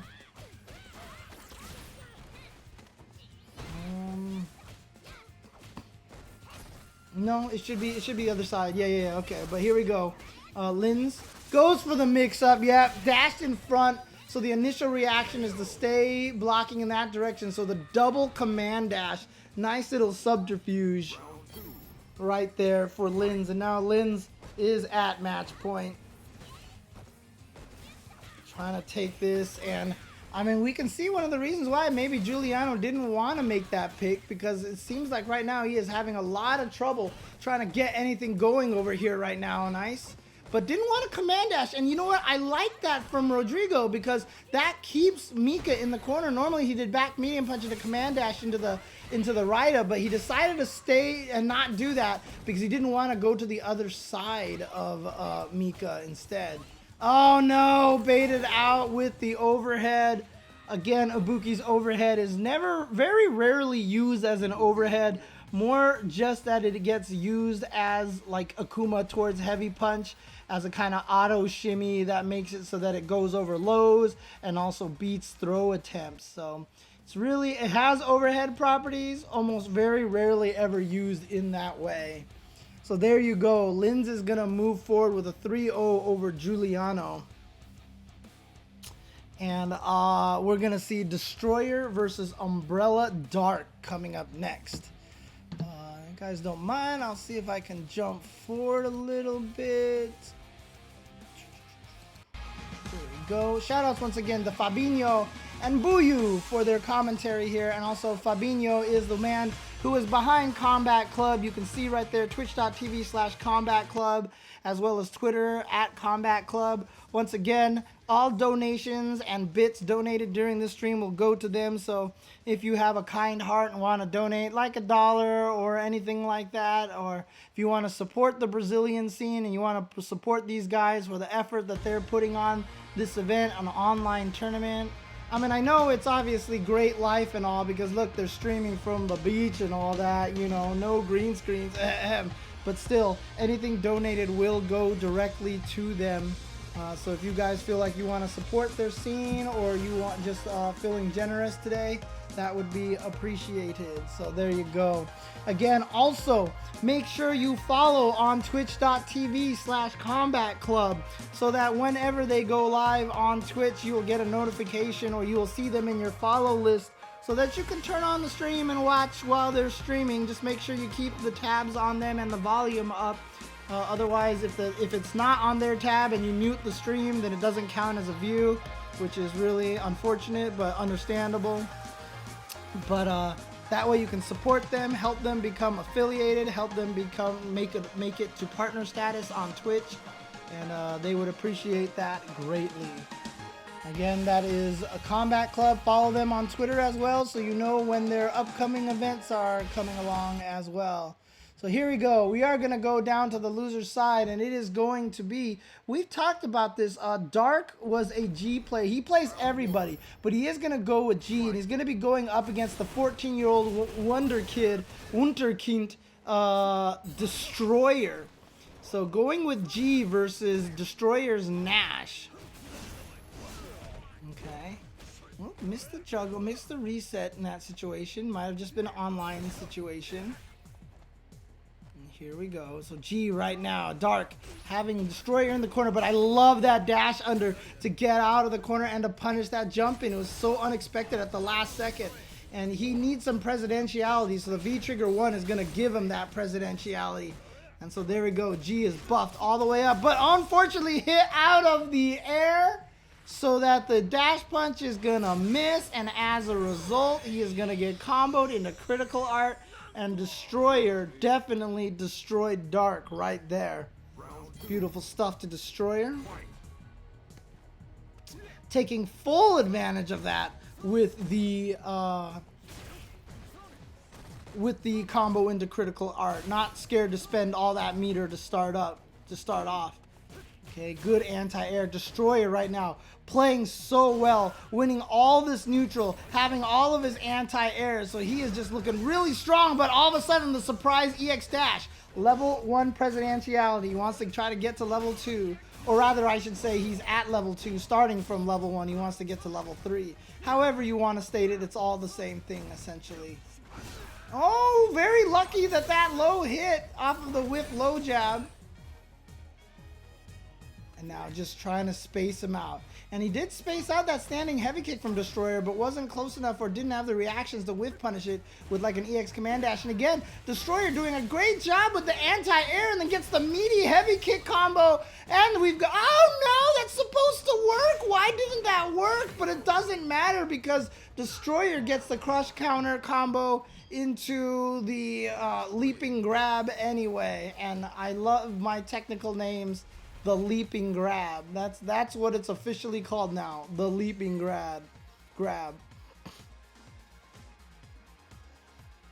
Yeah, so this kid very strong, although I'm seeing some dissent in the chat here. Alright, here we go. Oh, nice jump in. Here we go. Big damage now. Gets away from the throw, but Destroyer right now, I feel like, again, just doing a great job winning this neutral, but right there, a bad confirm into the jumping grab. Oh, nice! Dash up, and there's the counter hit bait. Goes for this neutral jump setup, and then activates a V reversal to keep Destroyer in the corner.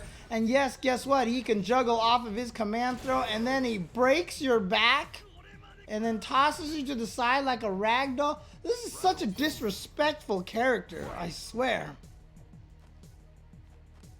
Tragedy Assault is the name of the move, by the way, and I never remember that.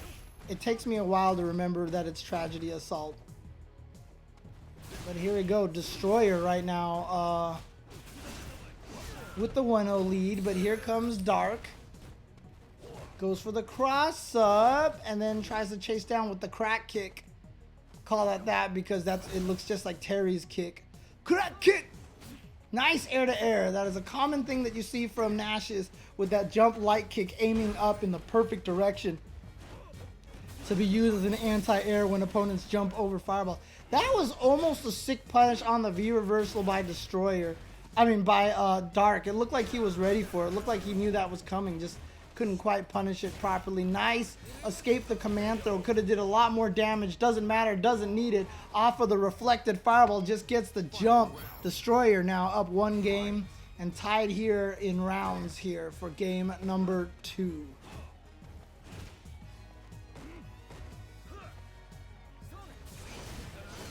Alright. Gets in there with the EX. And we haven't seen a lot of opportunities for building up presidentiality for Dark. Like right there, maybe? I'm not sure if that would have been high enough to prevent punish, but I just really feel like he hasn't really had that much of an opportunity to build up those levels. There it is, right there. Finally gets to the middle level of presidentiality. Oh boy, the air throw now? We've got air throws coming in here from Destroyer. Destroyer looking really strong now. Goes the stun, doesn't even need it, just gets him with a surprise scythe. Backed off, looked like he was going to walk away, and then all of a sudden the scythe from nowhere, and boom, Destroyer going up 2-0 over Dark.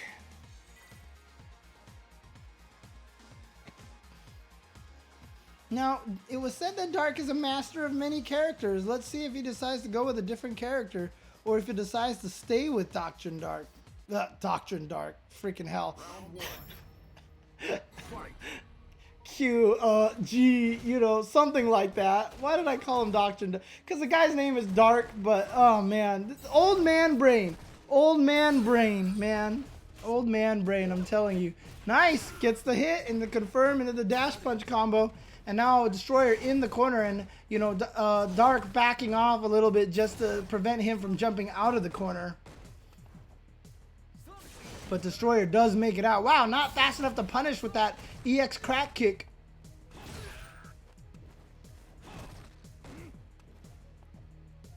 Trying to walk him slowly back down into the corner right now. Oh, I love it! And he's going to be able to combo off it. That was beautiful stuff. But again, missed the reset. Tried to get him with the crack kick, but got kicked out of the air first. Destroyer down in life by a lot here. And oh, not quite enough to kill. Just needs 1 hit. Good block and punish. Oh no, that's going to be able to combo into the critical art. And there we go. Is it going to kill? Is this going to kill? It is not. He's still alive. Oh, he went for the overhead. It was too far away. No meter, but he's got the V trigger. He was probably going to use it, but it just comes in with the Scythe and Destroyer, making the comeback here in this round.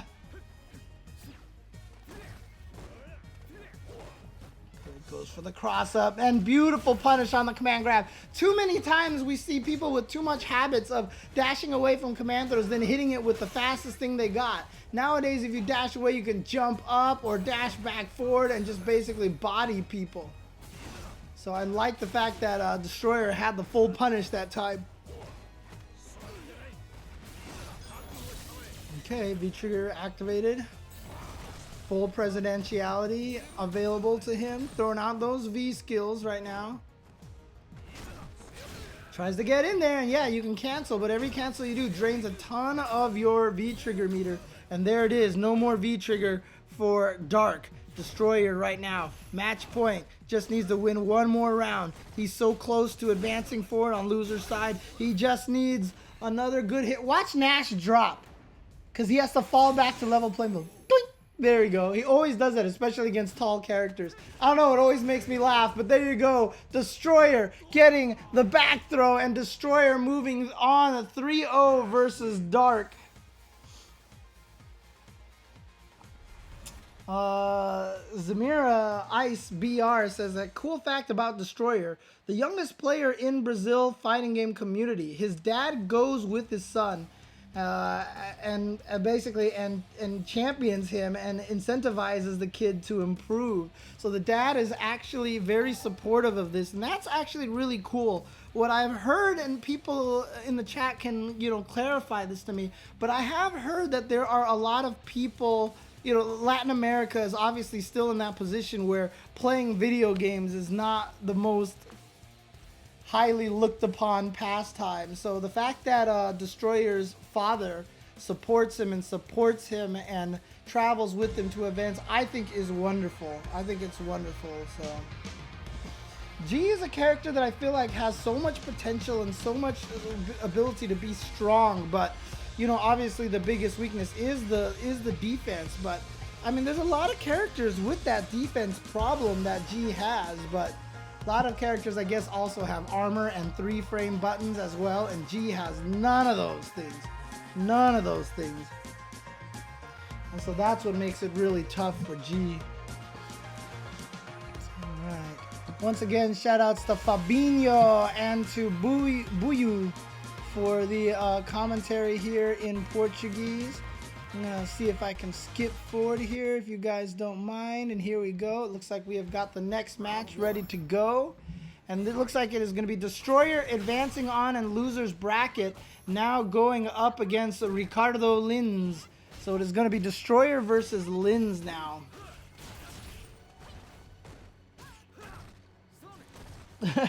Buyu calls Karen's critical art washing machine. That makes sense, but it has to be a front-loaded washer, right? That's the thing. It's not a top-down washer. It's a front-loaded washing machine.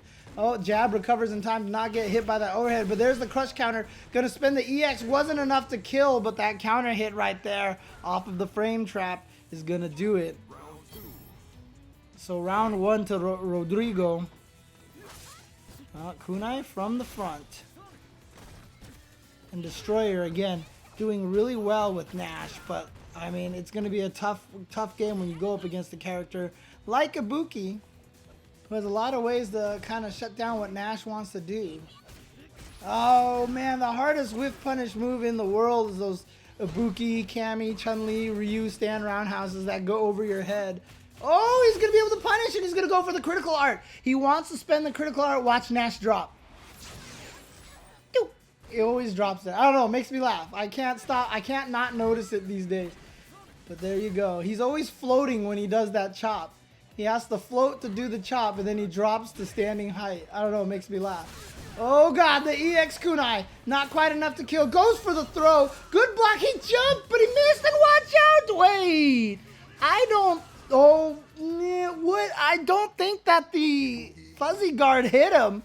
I actually think he just stood up and just got hit by the shuriken. Oh yes, and I was able to meet your son at Wednesday Night Fights, I believe it was, Caramel Jenkins. So that's actually really cool. So.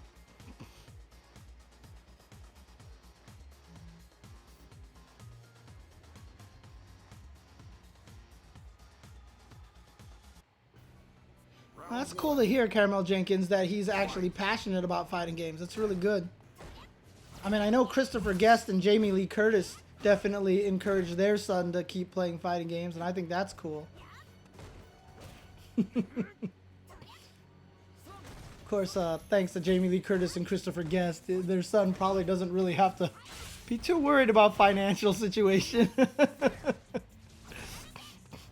Oh, man. Alright, there's that air-to-air jump light kick again. But target combo into Raida, and now back into the corner pressure.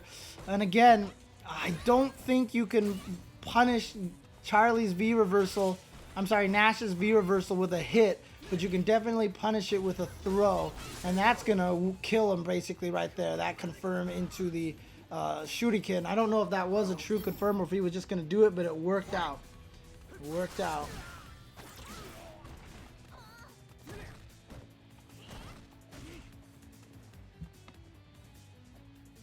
Rodrigo right now looking really strong here. Won that last set 3-0. Oh, what a reaction to get through there. And he's going to be able to confirm off of that super low hitting kunai. Wanted to see if he can apply more pressure and get the stun, but then all of a sudden Lin's just willing to not hit any buttons. Just goes for the throw instead. And now another throw. He has thrown him like 2 or 3 times in that recent sequence, and the fireball went through the kunai and still hit Ibuki. That's unfortunate right there for Rodrigo. Rodrigo right now, though, trying to still go up 2-0. He can still do it.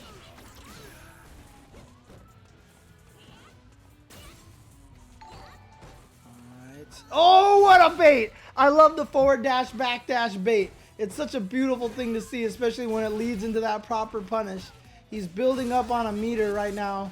Actually, he has the meter. It's Rodrigo who's building up the meter. But Rodrigo should be able to kill on the next like 2-hit confirm right now. Oh, never mind. He's just spent one of the bars on the EX kunai in the air.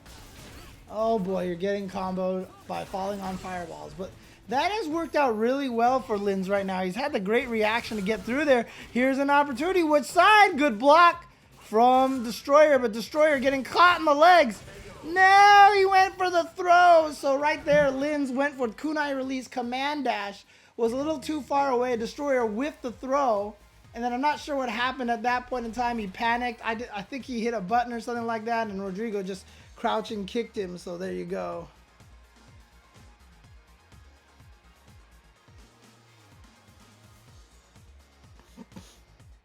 All right.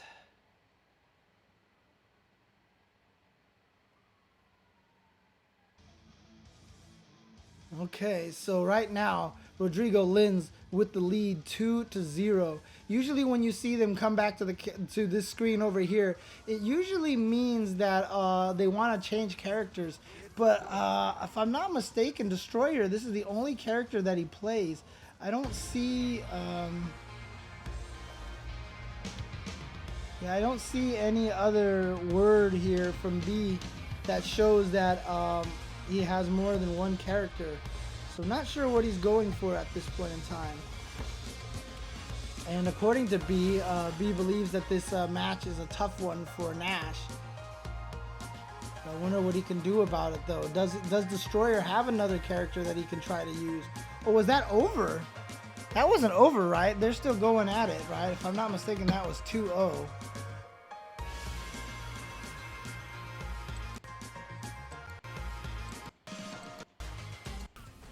Yep, there we go. Okay. Bonchan admitted to using Nash because using low tier makes you popular. Yeah, I know that, dude. I understand that. That's the way it works a lot of the times. That's what being a low tier hero is all about. You don't win events, but you win the hearts and adoration of fans. So, right now, Destroyer looking with a slightly better start, but that quickly melted away. Now they're even in life again. Oh my god, the crouching light punch beat the anti-air. And that was just because Destroyer hit the button early. Oh, the explosion caught him! The explosion, that was super unfortunate for Destroyer. And now Linz with the shimmy into the juggle. Linz at match point right now. Whoo! You hear police car noises? That might be coming from outside my window. It's so crazy that I live by the freeway. I don't even hear that stuff anymore. Like, it just goes unnoticed now for me. Oh, spend the meter. Do the damage now. Get the lead. But dangerous because now you have no resources, and that means that Linz knows that he can kind of go in a little more ham because he can't suffer for it. He's not going to take that much damage off of a bad mistake. So those situations, I'm not sure I like using the meter right away. Again, he's 14 years old, is Destroyer, so it'll take a while, but... Oh boy. Oh, the back throw, not quite enough to stun. Tries to get out of there, tries to punish, but again, like I said, you can only really throw punish at. He's going to get the cross-up. It's not going to be enough to kill. This is Dick. Don't throw a Sonic Boom. He's going to EX Rider through it. Be careful. Oh, he tried. He couldn't get it. Oh, the dash up crouch light kick ×2. Oh my god. Destroyer staying alive. He isn't down yet. He's good. He's good right now. But definitely took a little bit of a scramble at the end for him to stay alive at this point in time. Nice backdash away from that throw. Can Destroyer seize this new lease on life here? Can he take advantage of it, or is he going to go down 2-3 against Rodrigo? Nice, out of the corner, and then punishes the whiff throw. But guess what? Wake up buttons from Linz doing the work, and now multiple throws in a row. Linz has a read right now, and now the Shuriken's coming back. Tries to get out of there, but down in life so badly. But Destroyer can get one hit. If he can get one hit, wow, what a risky jump back light punch. Oh, he's going to get punished right here. He's going to get the punish into the critical art. This is not going to kill. Watch Nash drop to the floor, but he needs one more mix-up. What is it going to be? He gets it with a stand medium kick. And just like that, once again, Nash is a character who does have advantage after his critical art like Cammy, and you saw it right there. And Destroyer stays alive. Woo! Good job. Man. So Destroyer is not done. Destroyer is still there. Abalado. Round one. I don't know what that means. Fight. So Destroyer having the perfect media attack after that forward dash from the critical art. Gets the hit off the ground, so he's able to confirm that.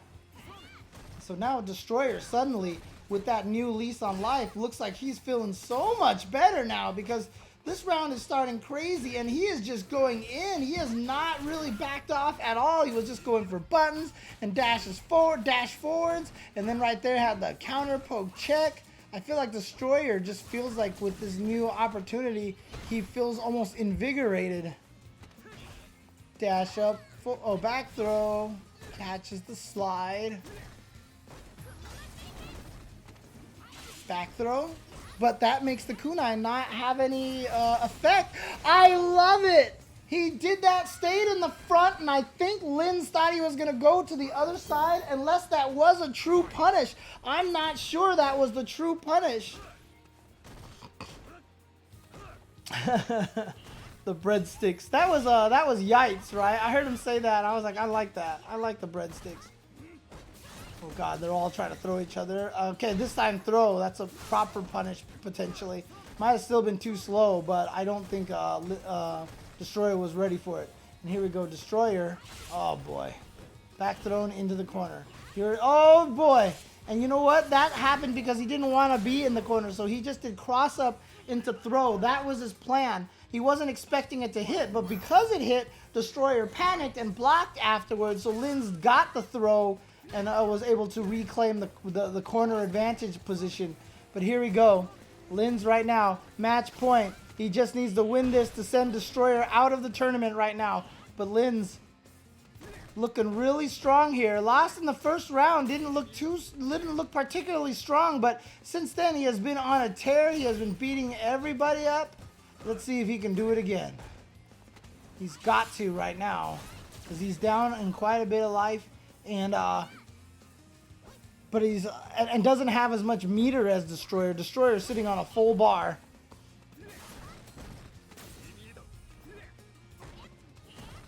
Trying to poke in there, but like I said, Destroyer is just not taking any damage. He's not taking any health damage, and that's what you need. You need something going from that degree. Okay, here's a start. I think Destroyer thought he was going to cross sides, but he stayed in the front. So he switched his drop blocking direction, but since no teleport happened from Linz, he accidentally walked into it. So here we go. But man, all these little stray hits right now from Destroyer are adding up, but no anti-air there. But he's got the hit. Oh, if that was a counter hit, he would have won. Here we go, mix-up time to the other side. No, Destroyer didn't believe. He didn't believe Rodrigo was going to the other side, and Rodrigo did it. He did it. Abalado means that a player is scared. Where did that come from? Is that just a fun thing that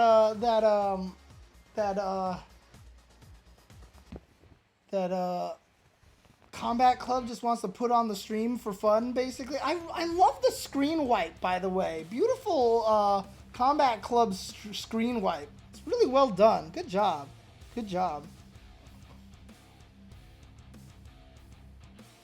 But there you go. You see Linz, who lost in the first round against Shangolex, moving all the way over to coming through loser's bracket. He lost to Shangolex in first round, made it all the way back. So he's going to be going up against Stunner's Cammy. Abalado is like choked. Wow. Okay. Okay.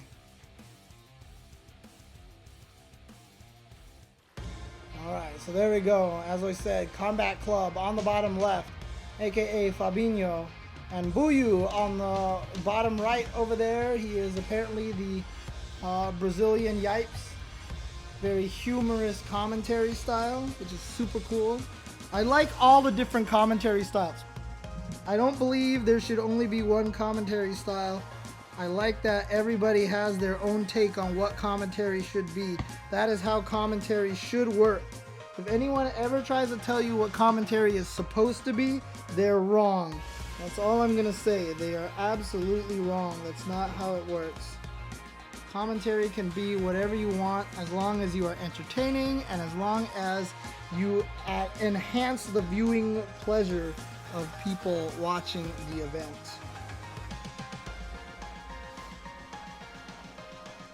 Yeah, educating commentary can be good, but I have actually watched commentary before where both players go into such education mode that I feel like it kind of dulls out the event a little bit, makes it a little bit boring to watch. And so I like having the variety. I like having the variety. Yeah, the Combat Club is excellent logo, by the way. Whoever designed the logo, great job. Great job. I like that logo a lot. Let's jump forward here. There we go. So it is going to be Linz versus Stunner. Linz versus Stunner. Yeah, and the bracket graphics are really good. Who's your graphic designer down there, dude? Graphic designer did a great job. And Linz is, okay, doesn't like Ibuki versus Cammy. Interesting. Going with the ninja. The ninja right here. Interesting pick here. Because Ibuki kind of has like some good footsies buttons with the V skill. And obviously the mix-ups for high damage versus a low health Cammy. Curious to find out what Rodrigo wants to do with this pick with going with Zeku instead. And get that bar out of the way for you guys. There you go. Back throw into the corner, back to young Zeku. So that's definitely what we saw from Rodrigo earlier. And remember, he lost the first match using Zeku. We didn't see his Ibuki till later. He's only lost with Zeku and only won with Ibuki so far. So it's an interesting choice here right now. But here he goes. Oh, missed the meaty. Now back to try. Oh, beautiful reaction from Stunner to have the uppercut follow up for the most damage instead of just going for like a light kick or a light punch just to get the mix up. Sometimes, I mean, for me, when I play Cammy, I get autopilot-y so much that I always just go for the reset and to the side switch mix up, and I always forget to like uppercut in those situations. So good stuff to Stunner. But Stunner right now down just a little bit of life. Nice. Again, we've already seen this from Stunner a bunch of times. Really good anti-air. When he fought against Giuliano, Giuliano tried to use that Mika down medium punch to blow up that back medium punch from Cammy. Unfortunately, Zeku with no down medium punch like that. So back medium punch is going to work really well. Nice overhead. Knocks her down, but just gets good damage. Good whip punish on the dive kick. And just like that, caught up in life. But then all of a sudden, the EX uppercut. And then Stunner goes for the hooligan. That's like a Street Fighter 4 tactic, man. But Stunner's use of the hooligan has been really interesting so far. He's been willing to throw it out here and there all of a sudden out of nowhere. And it catches the opponent off guard. You see it and you forget. You forget that that's even an option, and that's like the best way to use that move. Oh, man. So Stunner, yeah, Stunner definitely pretty, oh, God. I don't want to call him YOLO. I want to call him, What is that word that you guys told me? Shoot, I forgot the word already.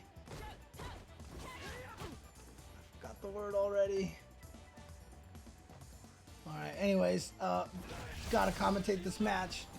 It was like farofa. There you go. Very farofa. There it is. Thank you, chat.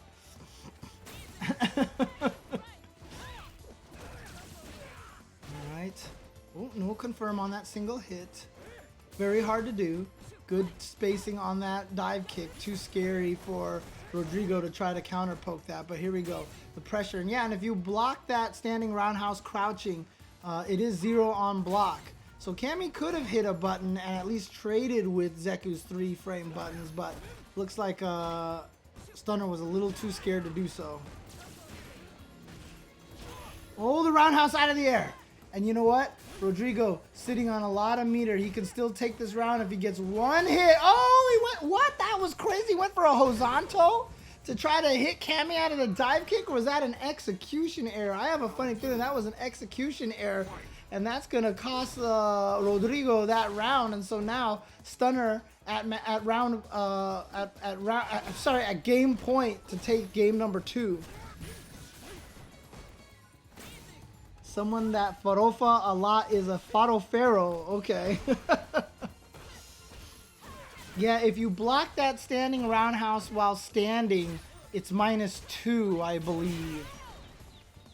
That's the way it works. Nice into the critical art. Is this gonna kill? No, it is not. But that will. That'll do it right there. Oh, man. Okay.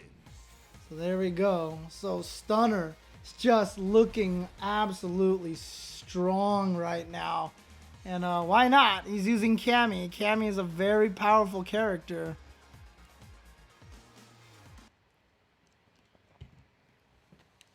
Ibuki or Cammy? What do we got?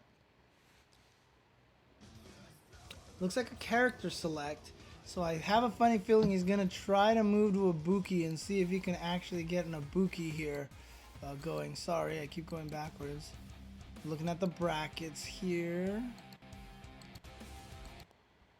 There we go. Again, you guys are watching the SFV One for All online event that took place in Brazil on Tuesday. There were 4 qualifier events, which 2 players from each event qualified to play in this top 8 at the One for All. The prize money was donated by Destroyer's father.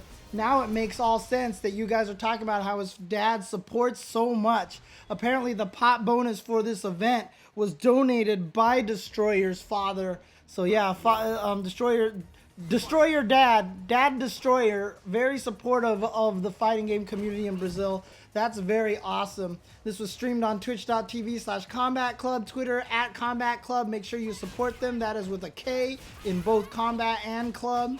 But definitely try to support these guys. Give them a follow. Give them a follow on Twitter and on Twitch. And remember, any donations and bits received during the stream will go directly to those streamers.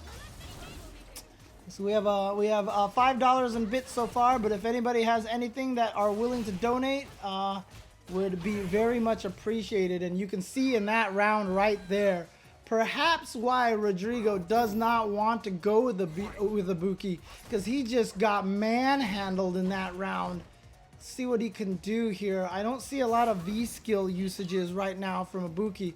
But then again, I also don't see a lot of footsies right now from Stunner. So that might not be the right choice right now. And Stunner gets the combo off of the dive kick. Gets the free jump in because everyone's so scared of dive kick. And then gonna get the hit. Another counter hit into the stun. And you know what? In that situation right there, I feel like Rodrigo beat himself. I really feel like there's just something about this fight that he hates, or that he just hates Cammy, and then part of him was just like, this is so stupid, this character's dumb, and then, I don't know, just towards the end there, that was a massive, I feel like, kind of a fall apart right there for Rodrigo. Maybe a little bit of frustration against this character right there. And unfortunately for him, that means he will go out in 3rd place. And in grand finals, it will be Shingolex versus Stunner in a rematch. How strong do I think Zeku is? I think he's better than people think he is. I would say he's high mid tier, but a lot of characters are high mid tier. He's in that mid rank. There's only 5 characters in the top rank, and then there's mid rank. I feel like Zeku is actually pretty strong. Is he top 10? Maybe not, but maybe. But because we've seen a lot of Zekus do some really strong stuff recently.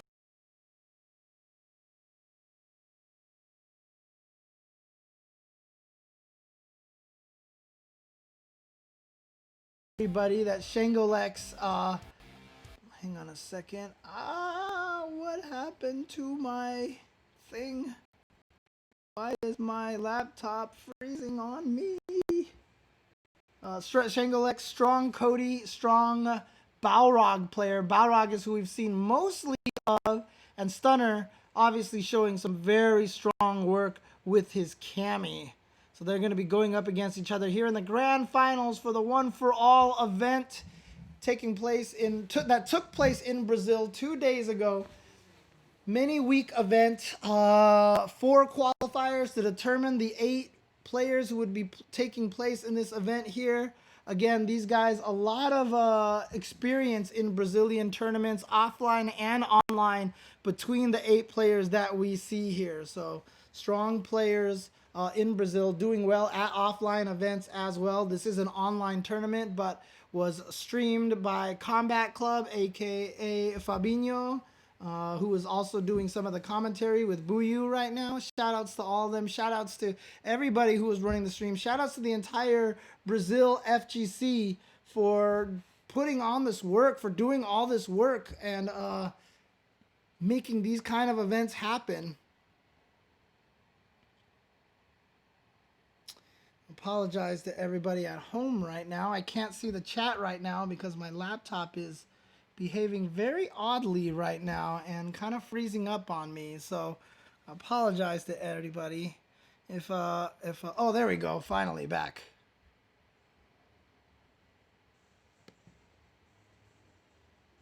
Are we okay right now? Are we okay? Are we okay? Is everything okay right now? How much of what did you guys hear me talk about a lot of stuff or no? Are we back right now? Yeah, my laptop was doing something funky just right now. So it was like freezing on me. So I apologize about that. But we back. I think we're back.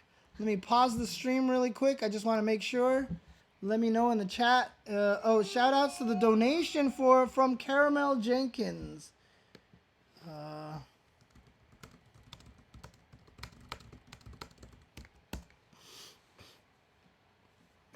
Can you hear me now? Can you hear me now? But shout outs to Caramel Jenkins for the donation. I will get that in a second for you guys. Okay, so we're good right now, and it looks like the video is all good now, and everything is all good now. Okay. But shout outs to Caramel Jenkins for the donation. Again, any donations and any bits goes straight back to the original streamers, the Combat Club over here. And so, there we go. $10 from Caramel Jenkins. Thank you so much for that donation. Like I said, that will go straight to the Combat Club. And so now they have $15 in donations today. If anyone wants to donate anything more, to give more to these guys for the hard work that they do, shout outs to all of them. Shout outs to Fabinho for the work that he's been doing and everything like that. And to the entire Brazilian scene for striving for their best to do the best they can here in the Latin America scene. The Latin America scene is definitely very, very in a disadvantageous situation. So any help or anything like that would be appreciated for them. They can, treat their commentators out to a little bit of money or to lunch or something like that. Okay, here we go. But we saw earlier... We saw earlier that Shangolex was able to take it with Cody versus Stunner's Cammy. So there it was. There we go. Shout outs to everybody in the chat. We're going to be starting really soon. It's going to be grand finals right here Again, these guys, Fabinho recorded 2 streams of this. One with their commentary and one without their commentary, and that's the one they provided me. That's why you can't hear them talking right now. He actually gave me a second VOD that I could play on stream with all the sound effects, and so that way the dialogues won't actually conflict with each other, which is pretty crazy. So good job to them, doing a great job here with the stream. The graphics are amazing. The quality of the stream has been fantastic. The quality of this VOD has been fantastic. Shout outs to Combat Club, aka Fabinho, for the amazing job that they've done here with this stream right now. But here we go. It is grand finals. Stunner from loser side, Shingo Lex on winner side. Stunner has to defeat Shingo Lex in a 3 out of 5 twice. He has to send Shingo Lex to loser's bracket, and then he can eliminate him and win the tournament. So Shingo Lex right now Shingo Lex gonna do his best job right now to stay and not have to bother with 2 sets. He's gonna try to take this first set as he can right now. So here we go. And getting in there, and that's what camis can do a lot of times. They can get those free jumps with those because of the dive kick a little bit. But it was high up enough that Stunner knew that he couldn't do anything, and he had to respect, blocked afterwards and didn't do anything. So right now, Shingo Lex doing a really good job playing this ground game against Stunner. And what he's really doing right now, he's just waiting for the jump so he can V-skill perhaps, but not that time. Not that time. Oh, look at this. Have some Shingo fans out there in the chat rooting for him. And look at that roundhouse hitting Cammy way out of the top of the air. But that is the hurt box on the dive kick. The dive kick drops her hurt box all the way down. Nice. And there, like I said, that V-skill. But you know what? Okay, that's a dangerous situation. After that V-skill, you can't throw those fireballs because that means Cammy can jump over and get the punish. And look at this. All of a sudden, all this aggression from Stunner. Again, that V-skill. Oh, hit her out of the air. That's always the rough situation. And using the V-skill just to get back out of the corner. And again, that V-skill.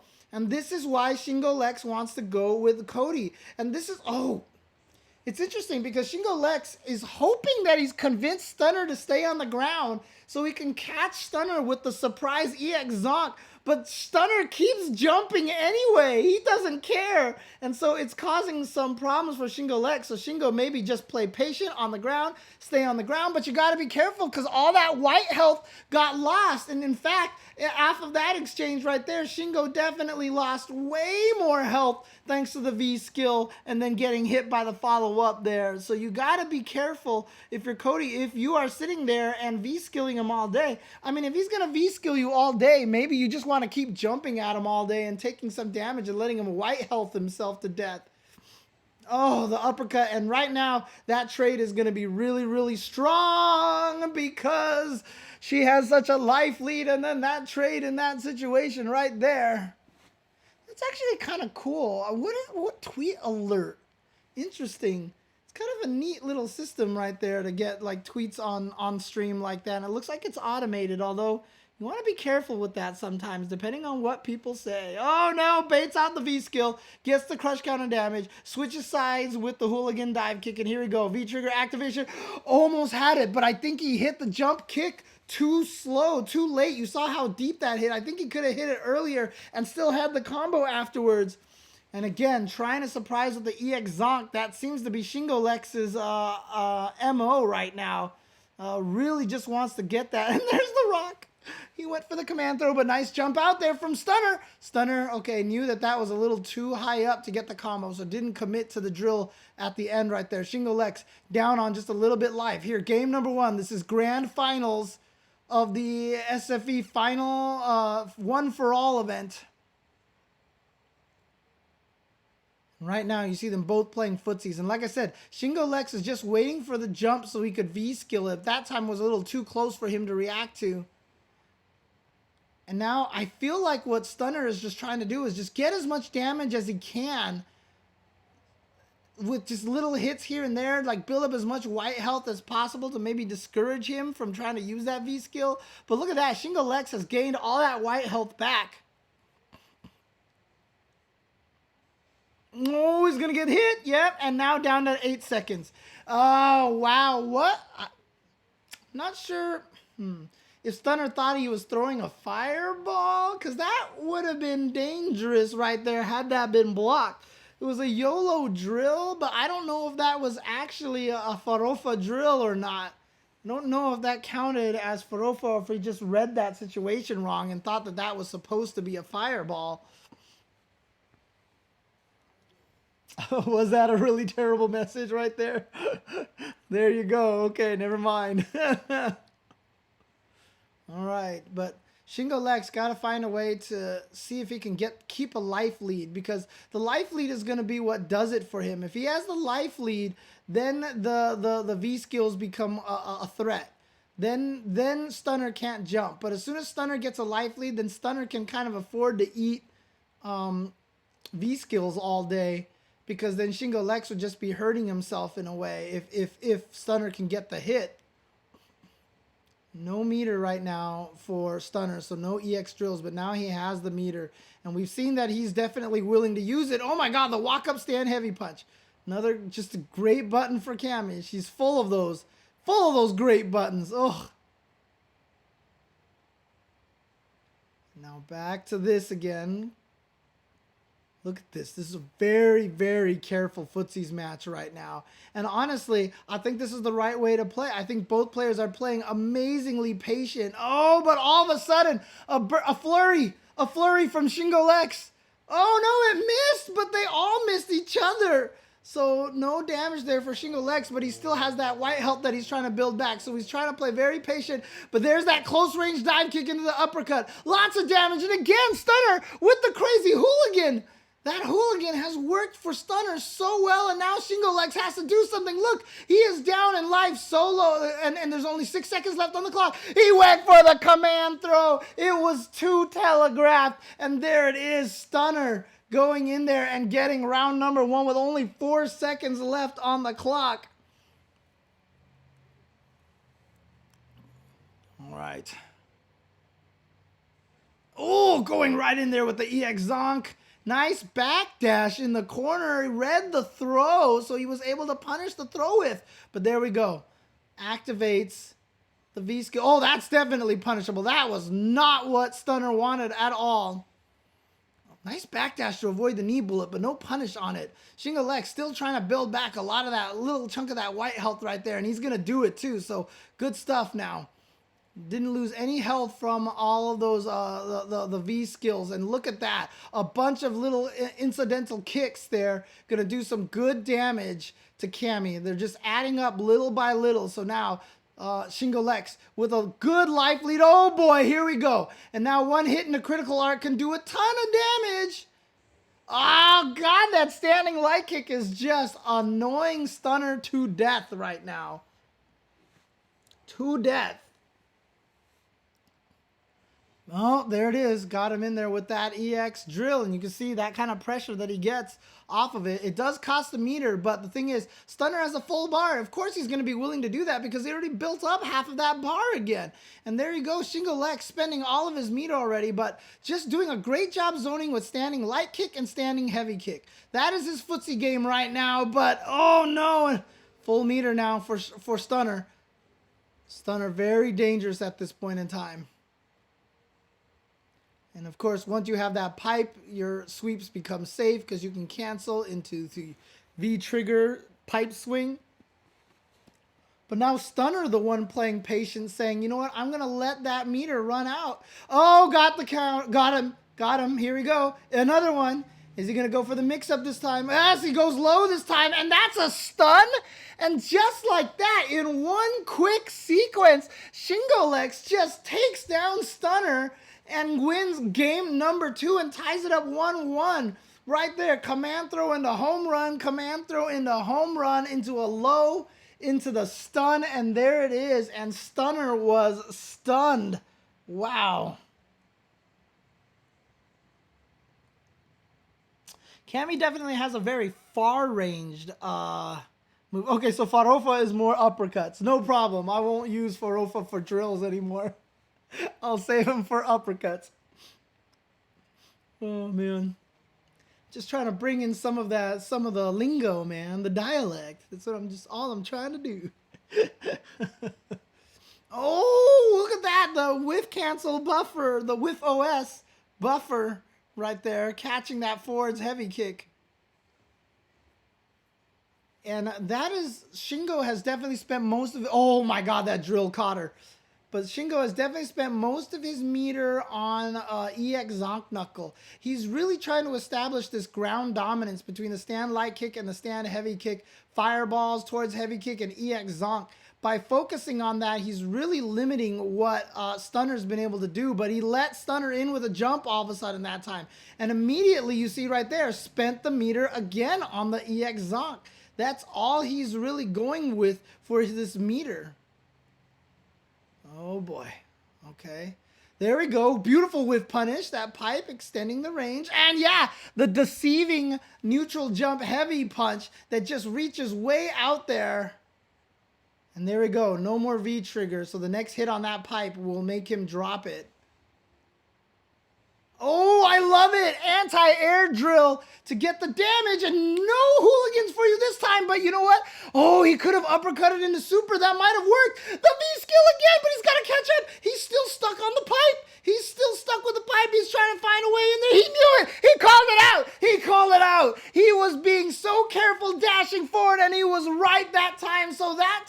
So maybe Stunner was going for the YOLO EX drill last time. He went for it again, but Shingo Legs sniffed it out, blocked it, got the punish. Shingo Legs takes that round.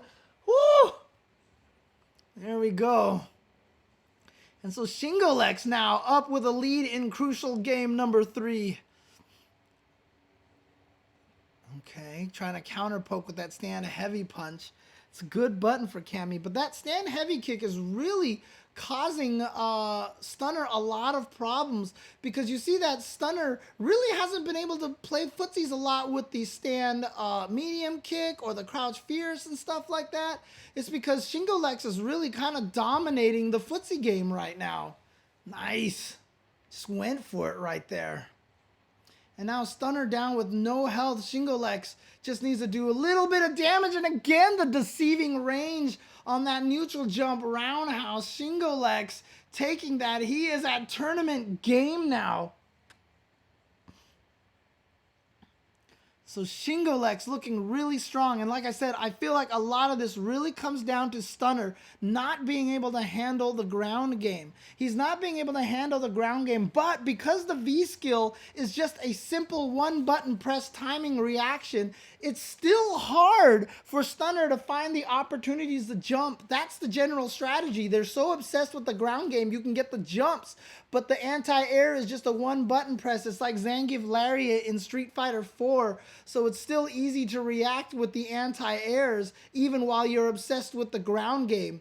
And that's basically what Shingo Legs is getting over here. He's able to dominate this ground game, but I don't see a lot of standing medium kicks from Stunner. I feel like that would be a good button to have to use in this situation, but it's not happening. But here we go. Stunner gets in there, has a chance for some pressure now. Spends one of the bars to get in there. A little too far for throw again. Oh, how many times can we repeat that sequence? Here we go. EX is plus on block, yeah. So there you go. Good confirm off of the 2 light punches. It's a nice thing that Cody has. He can do light punch, and stop. And if he sees it hits, he can go all the way through. Shingo Legs still with a life lead here.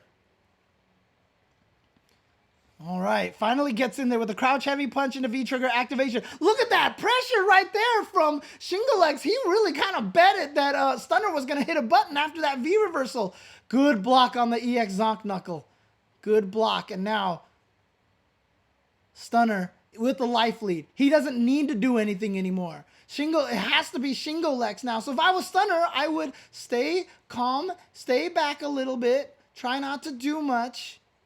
Yeah, that's what he's trying to do. 10 seconds. No, you're jumping. Oh, the crush counter. Wow, threw out a roundhouse. Is that the button she's been looking for this whole time? Just throw out the roundhouse, get a crush counter, and then get the win that way? Woo! Stunner going up 1 round right now. Shingo Legs still at tournament game. Needs to win 2 rounds. Trying to bait out some meter, it looks like. Oh, nice. Crush counter confirmed. Gets the hit. 3 lights into the crack kick. I'm sorry, not crack kick, ruffian kick. All right.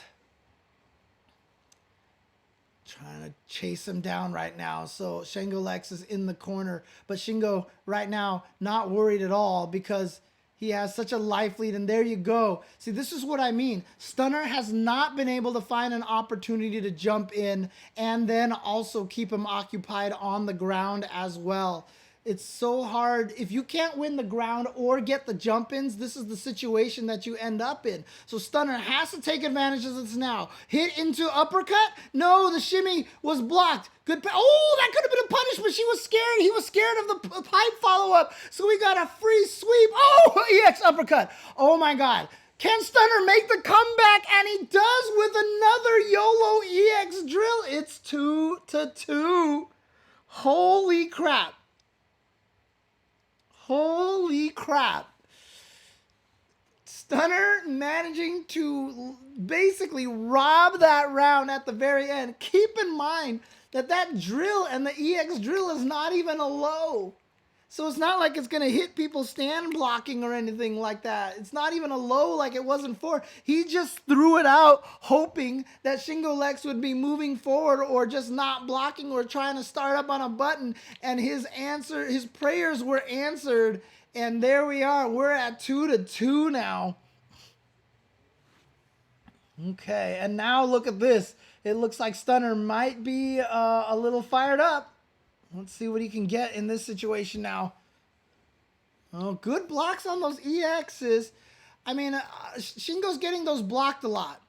They're not hitting a lot, but they're still doing their job and that they're making it so that Stunner has to be really tentative during his footsies. So he walks and blocks a lot and stuff like that just in case. And you see right there that tornado hits the beginning of the dive kick a lot. So Stunner kind of...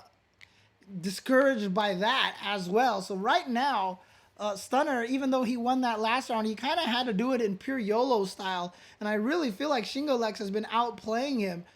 But that's the power of Cammy right there, is that Cammy, once she gets in on you, anybody dies.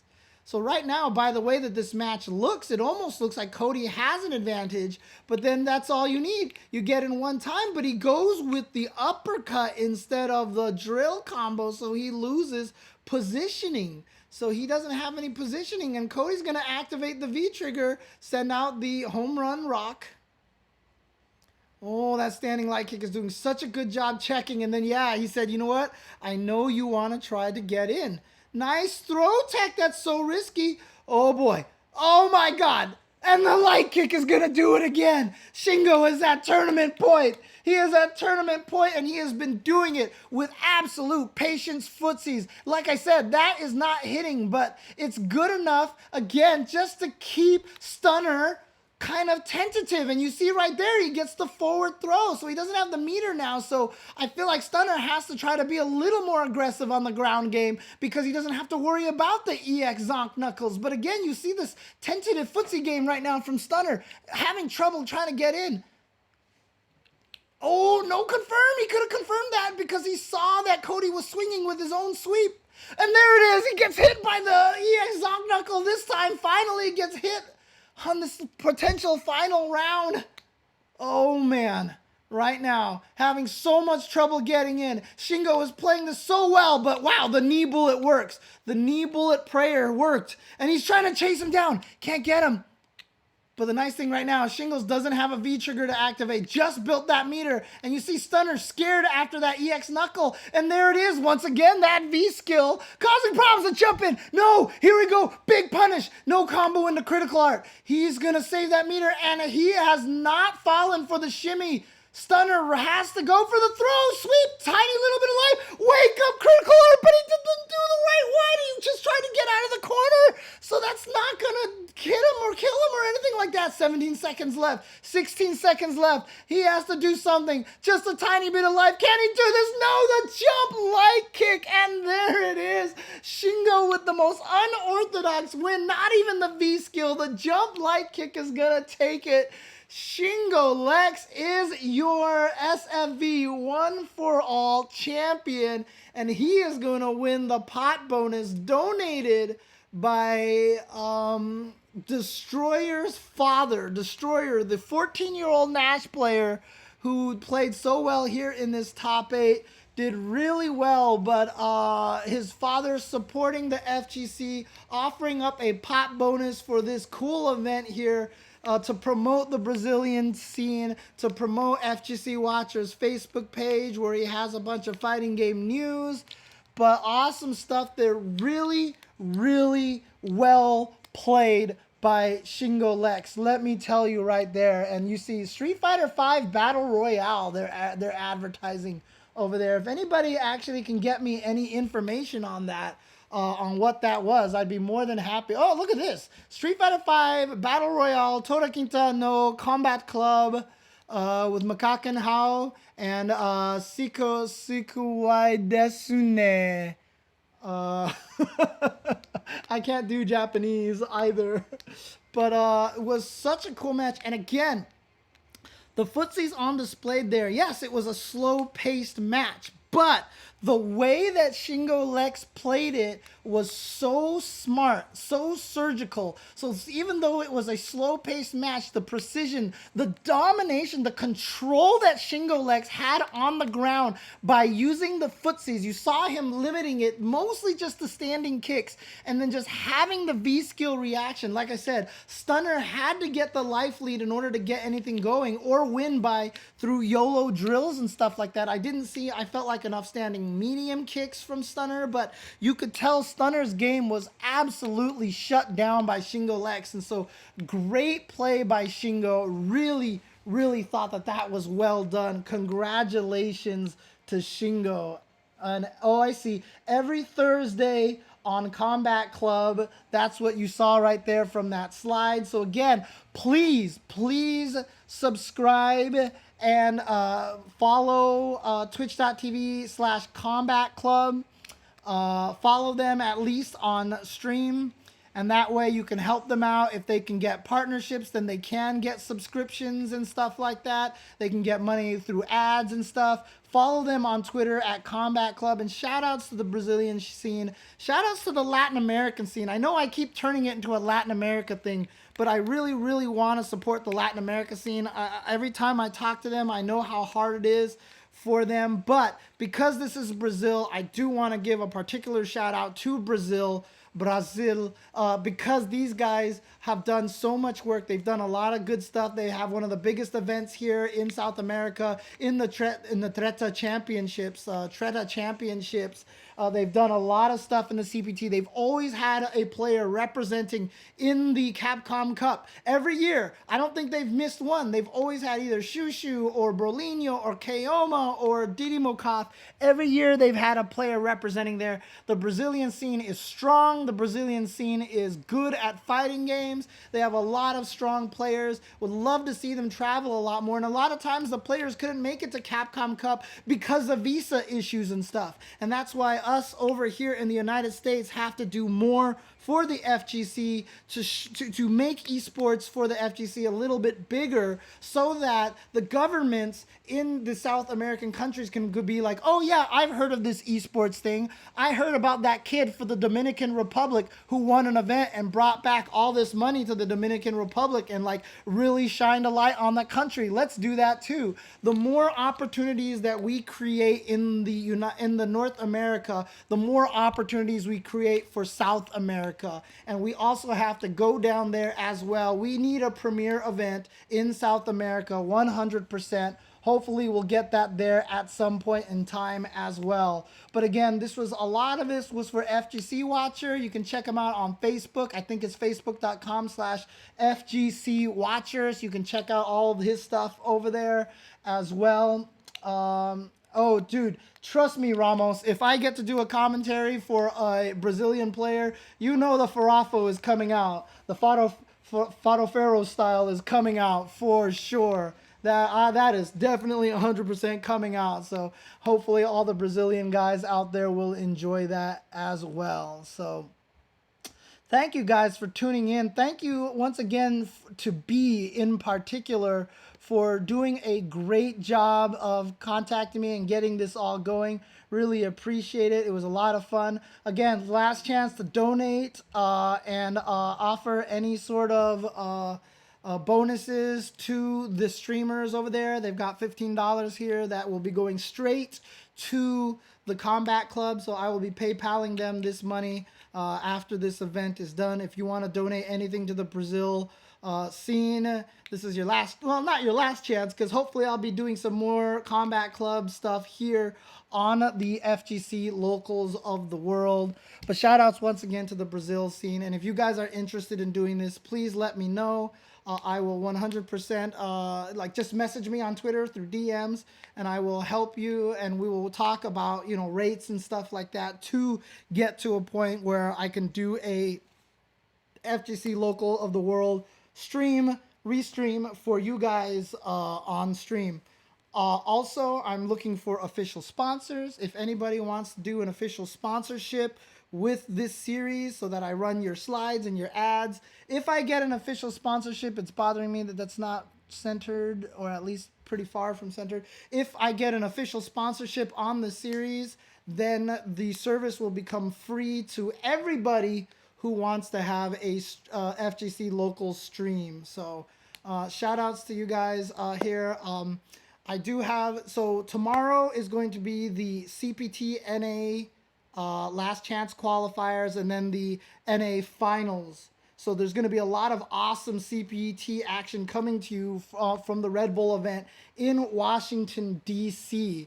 But they are East Coast time, and once they are done, they should be done around 5 or 6 o'clock Pacific time. Tomorrow, I'm going to try to continue the FGC locals of the world by streaming potentially a top 8 or top 4, actually, of ARMS, the Nintendo punching game. So I might be doing that tomorrow. Keep track. Follow this channel here, twitch.tv/jchenzor. Follow me on Twitter at twitter.com/jchenzor. Again, as I've mentioned, any game is allowed. Throw me any game. And I've told them that I don't know ARMS, and they're like, we don't care. We want to see you commentate the game. And so they're just going to give me some information, and they just want to see me do it. And I think that'll be awesome. But this event here, this was the SFV One for All. Again, a weeks-long event with 4 qualifiers, all in Brazil. 2 qualifiers out of all of them. They all competed here except for one of them. Of course, Bruno Cross couldn't make it because it was his birthday. And so, you know, he's going to celebrate. Because I heard celebrating in Brazil is actually pretty awesome. So shout outs to all 8 players who qualified, all of 8 of them who played on stream for this event. This just took place 2 days ago in Brazil. Awesome stuff. Shout outs to the Brazilian community. Shout outs, and again, one last try. If you have any donations or bits that you would like to donate to them, or if you don't have the finances, at least follow twitch.tv/Combat Club and follow Combat Club on Twitter to support the Brazilian scene and to support these TOs out there. So there you go. Oh, is he reviewing some Red Bull Kumite matches? Absolutely, Volcanil. Thank you for mentioning that, because I would like to raid somebody. What is Kaoma's channel? What is Kaoma's channel? And I will definitely do that. Yes, kitty. This is Jasmine. Jasmine. Do you guys want me to feed the cats? Do you want me to feed the cats right now? Yeah, actually, let me feed the cats, just for the Brazilian guys. You know, I don't think they've seen me feed cats before. So let's do this. I'm going to feed some cats right now. So let's do this really quick. Don't go anywhere, you guys from Brazil. You guys want to watch this. You guys want to check this out. So these are my cats over here. Sorry, my home is a mess right now. So ignore everything on the floor. But this is Jasmine. This is my cat, Jasmine. They definitely, so when I make kissy noises, they get excited because that means it's food time. Oh, you see the head turn around like that. So there you go. So now let me feed the cats here for you guys. So if you guys are new to my streams, this is how I usually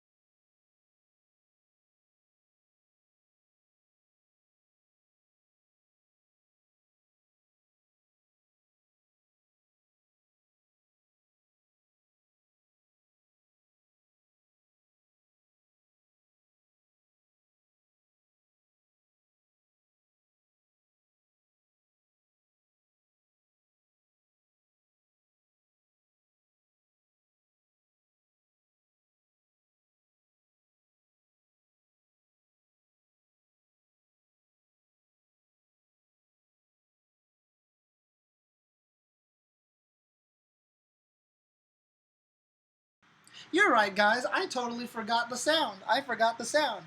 This is an 86 shirt. I typed in the chat. If you want to support me in a different way and get cool swag, you can get shirts from 86.com. And this is a beautiful cami shirt. This is my favorite cami shirt here. It's very classy cami shirt. And so you can get that, and you can actually, if you want, and then part of the proceeds will go to me if you use that tinyurl.com. Oh, Jasmine is climbing up already. She wants food. She knows that if she climbs up, that's when I won't feed her until she does that. But if you want to support me, you can use that link. There you go. Audio shouldn't be gone. Audio should be here. Yes, there you go. Here's Jasmine. So I was saying that I would like Purina sponsorship because I feed my cats Purina cat food. So, you know, if I can somehow contact Purina and get a cat food sponsorship, I think that would be awesome. Hi, Jasmine. Hi, Jasmine. And the other cat is Nathan, by the way. That's Nathan over there. He's a spoiled little boy. You can hear him meowing and whining all day. Come up, Jasmine. Good girl. Good girl. Good girl, Jasmine. Let's get some food.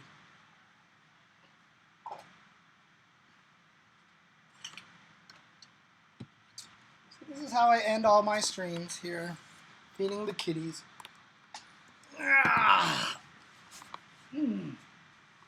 And we get to watch them eat. There you go. But thanks, guys, for tuning in. Hope you guys enjoyed this. I really, I do, Dante. I do love cats a lot. I love animals. I would own a dog, except for the fact that I can't have a dog right now, because if I travel, you can't travel when you have a dog, because if you travel, then the dog gets lonely and all this other stuff like that. And I want a large dog, and eventually, my place is too small for a large dog right now. Eventually, hopefully, someday I'll get a dog. I don't know if it's in the cards, but I'll try. But here we go. This is how I end all my streams. Someone told me that this is basically me saying, "You are all free, meow." So that's my version of the spooky sign-off. And it's just, you guys get to watch this.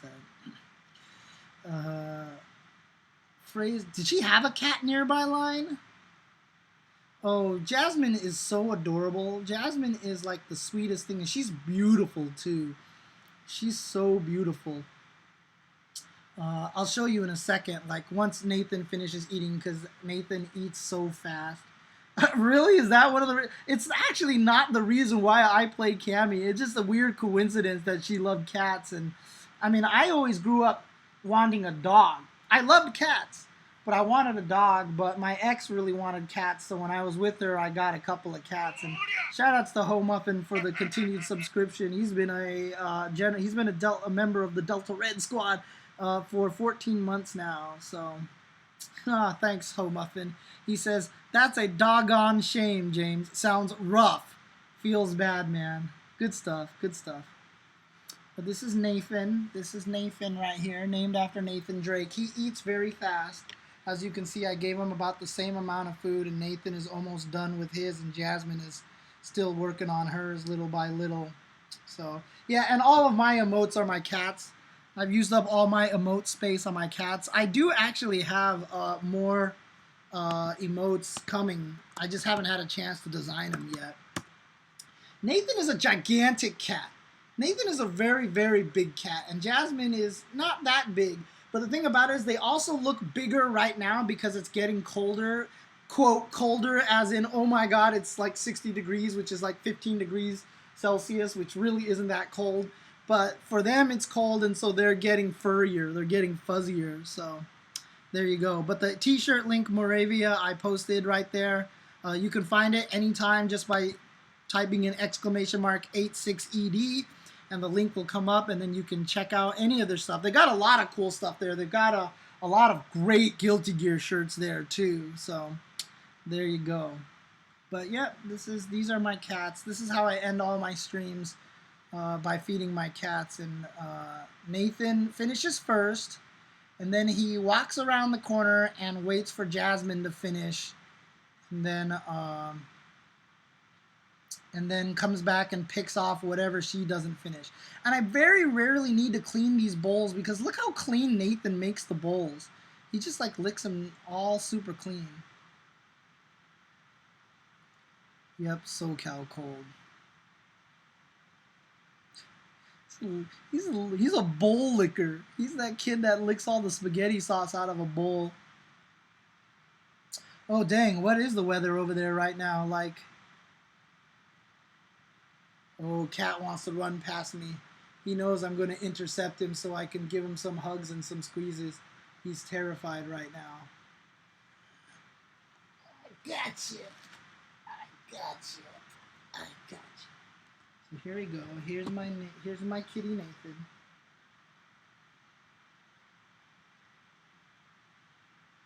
He's a good boy. He's a good boy.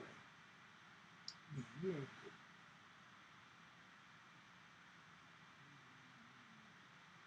All right, you can go. All right, now let's take a look at Jasmine over here, and Jasmine with the beautiful eyes. And there you go. Jasmine, I don't know. I know cat eyes are very pretty in general, but there's something about Jasmine's eyes that I feel like are in particular prettier than other cats. And I'm sure every cat owner says that about their own cats, just like everybody thinks their daughters and sons are cuter than everybody else. But I think Jasmine's eyes are really beautiful.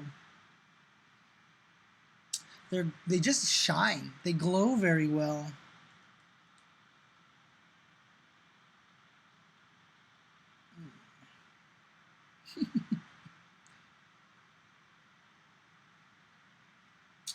There you go. This is my baby girl Jasmine, who has become very, very cuddly recently. I'm not sure I'm going to be streaming much this weekend just because the NA CPT finals are on this weekend, so I might not stream. If I do stream, it'll probably just be either some Soul Calibur online or maybe some Tetris or something like that. So, ooh, green eyes. That must be really pretty.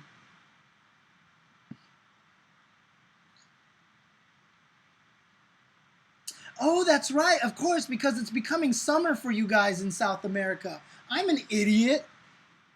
It's becoming winter for us, so it's getting colder. But of course, in South America, you're in the southern hemisphere, so it's becoming summer for you guys.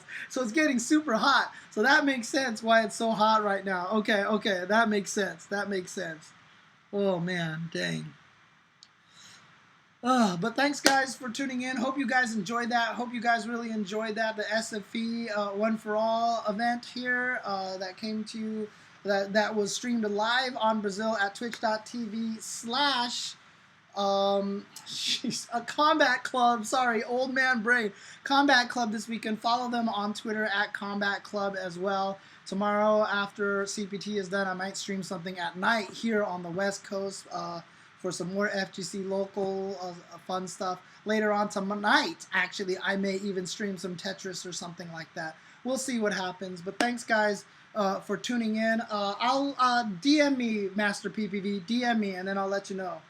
So, yeah, that's basically what happened. She's super cuddly now that I've been gone so much. So, but I'm home all of November, so she should be happy now. So, but then again, yeah, no problem. Just let me know. More events from Brazil. I'd be more than happy to do stuff for that, and I'm more than happy to push it and all this other stuff. Combat Club or B, I'll talk to you a little bit later on DMs about sending you the donation money, and then also asking what you want to do with the VODs and stuff like that. Because I can send the VODs to you guys so you can put it on your YouTube channel as well. So there you go. Have a great night, everybody. Have a great night, especially in Brazil. Thank you guys for staying up, because I know it's like 2 a.m. over there right now. So thank you guys, 2 a.m., 3 a.m. over there. Thank you for staying up in Brazil. Thank you guys for hanging out, watching this. Hope you guys all had a great holiday. Hope you guys have a great rest of the week. Have a good night, and peace out.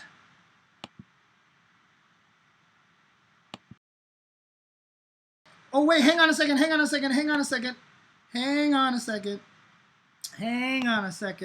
Before I go, what's Kaoma's channel? What's Kaoma's channel? I'm gonna raid you guys all over there. I'm gonna raid you guys over there. What's Kaoma's channel? Is it just Kaoma? Let's see if I can find him.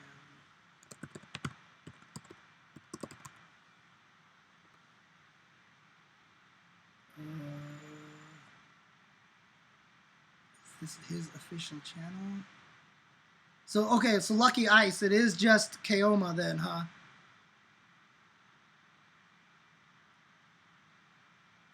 Oh no, he's offline now. He's offline unless this isn't his channel. Is anybody still around right now? Oh, there we go. There we go. Kaoma Pacheco. There you go. But he is offline?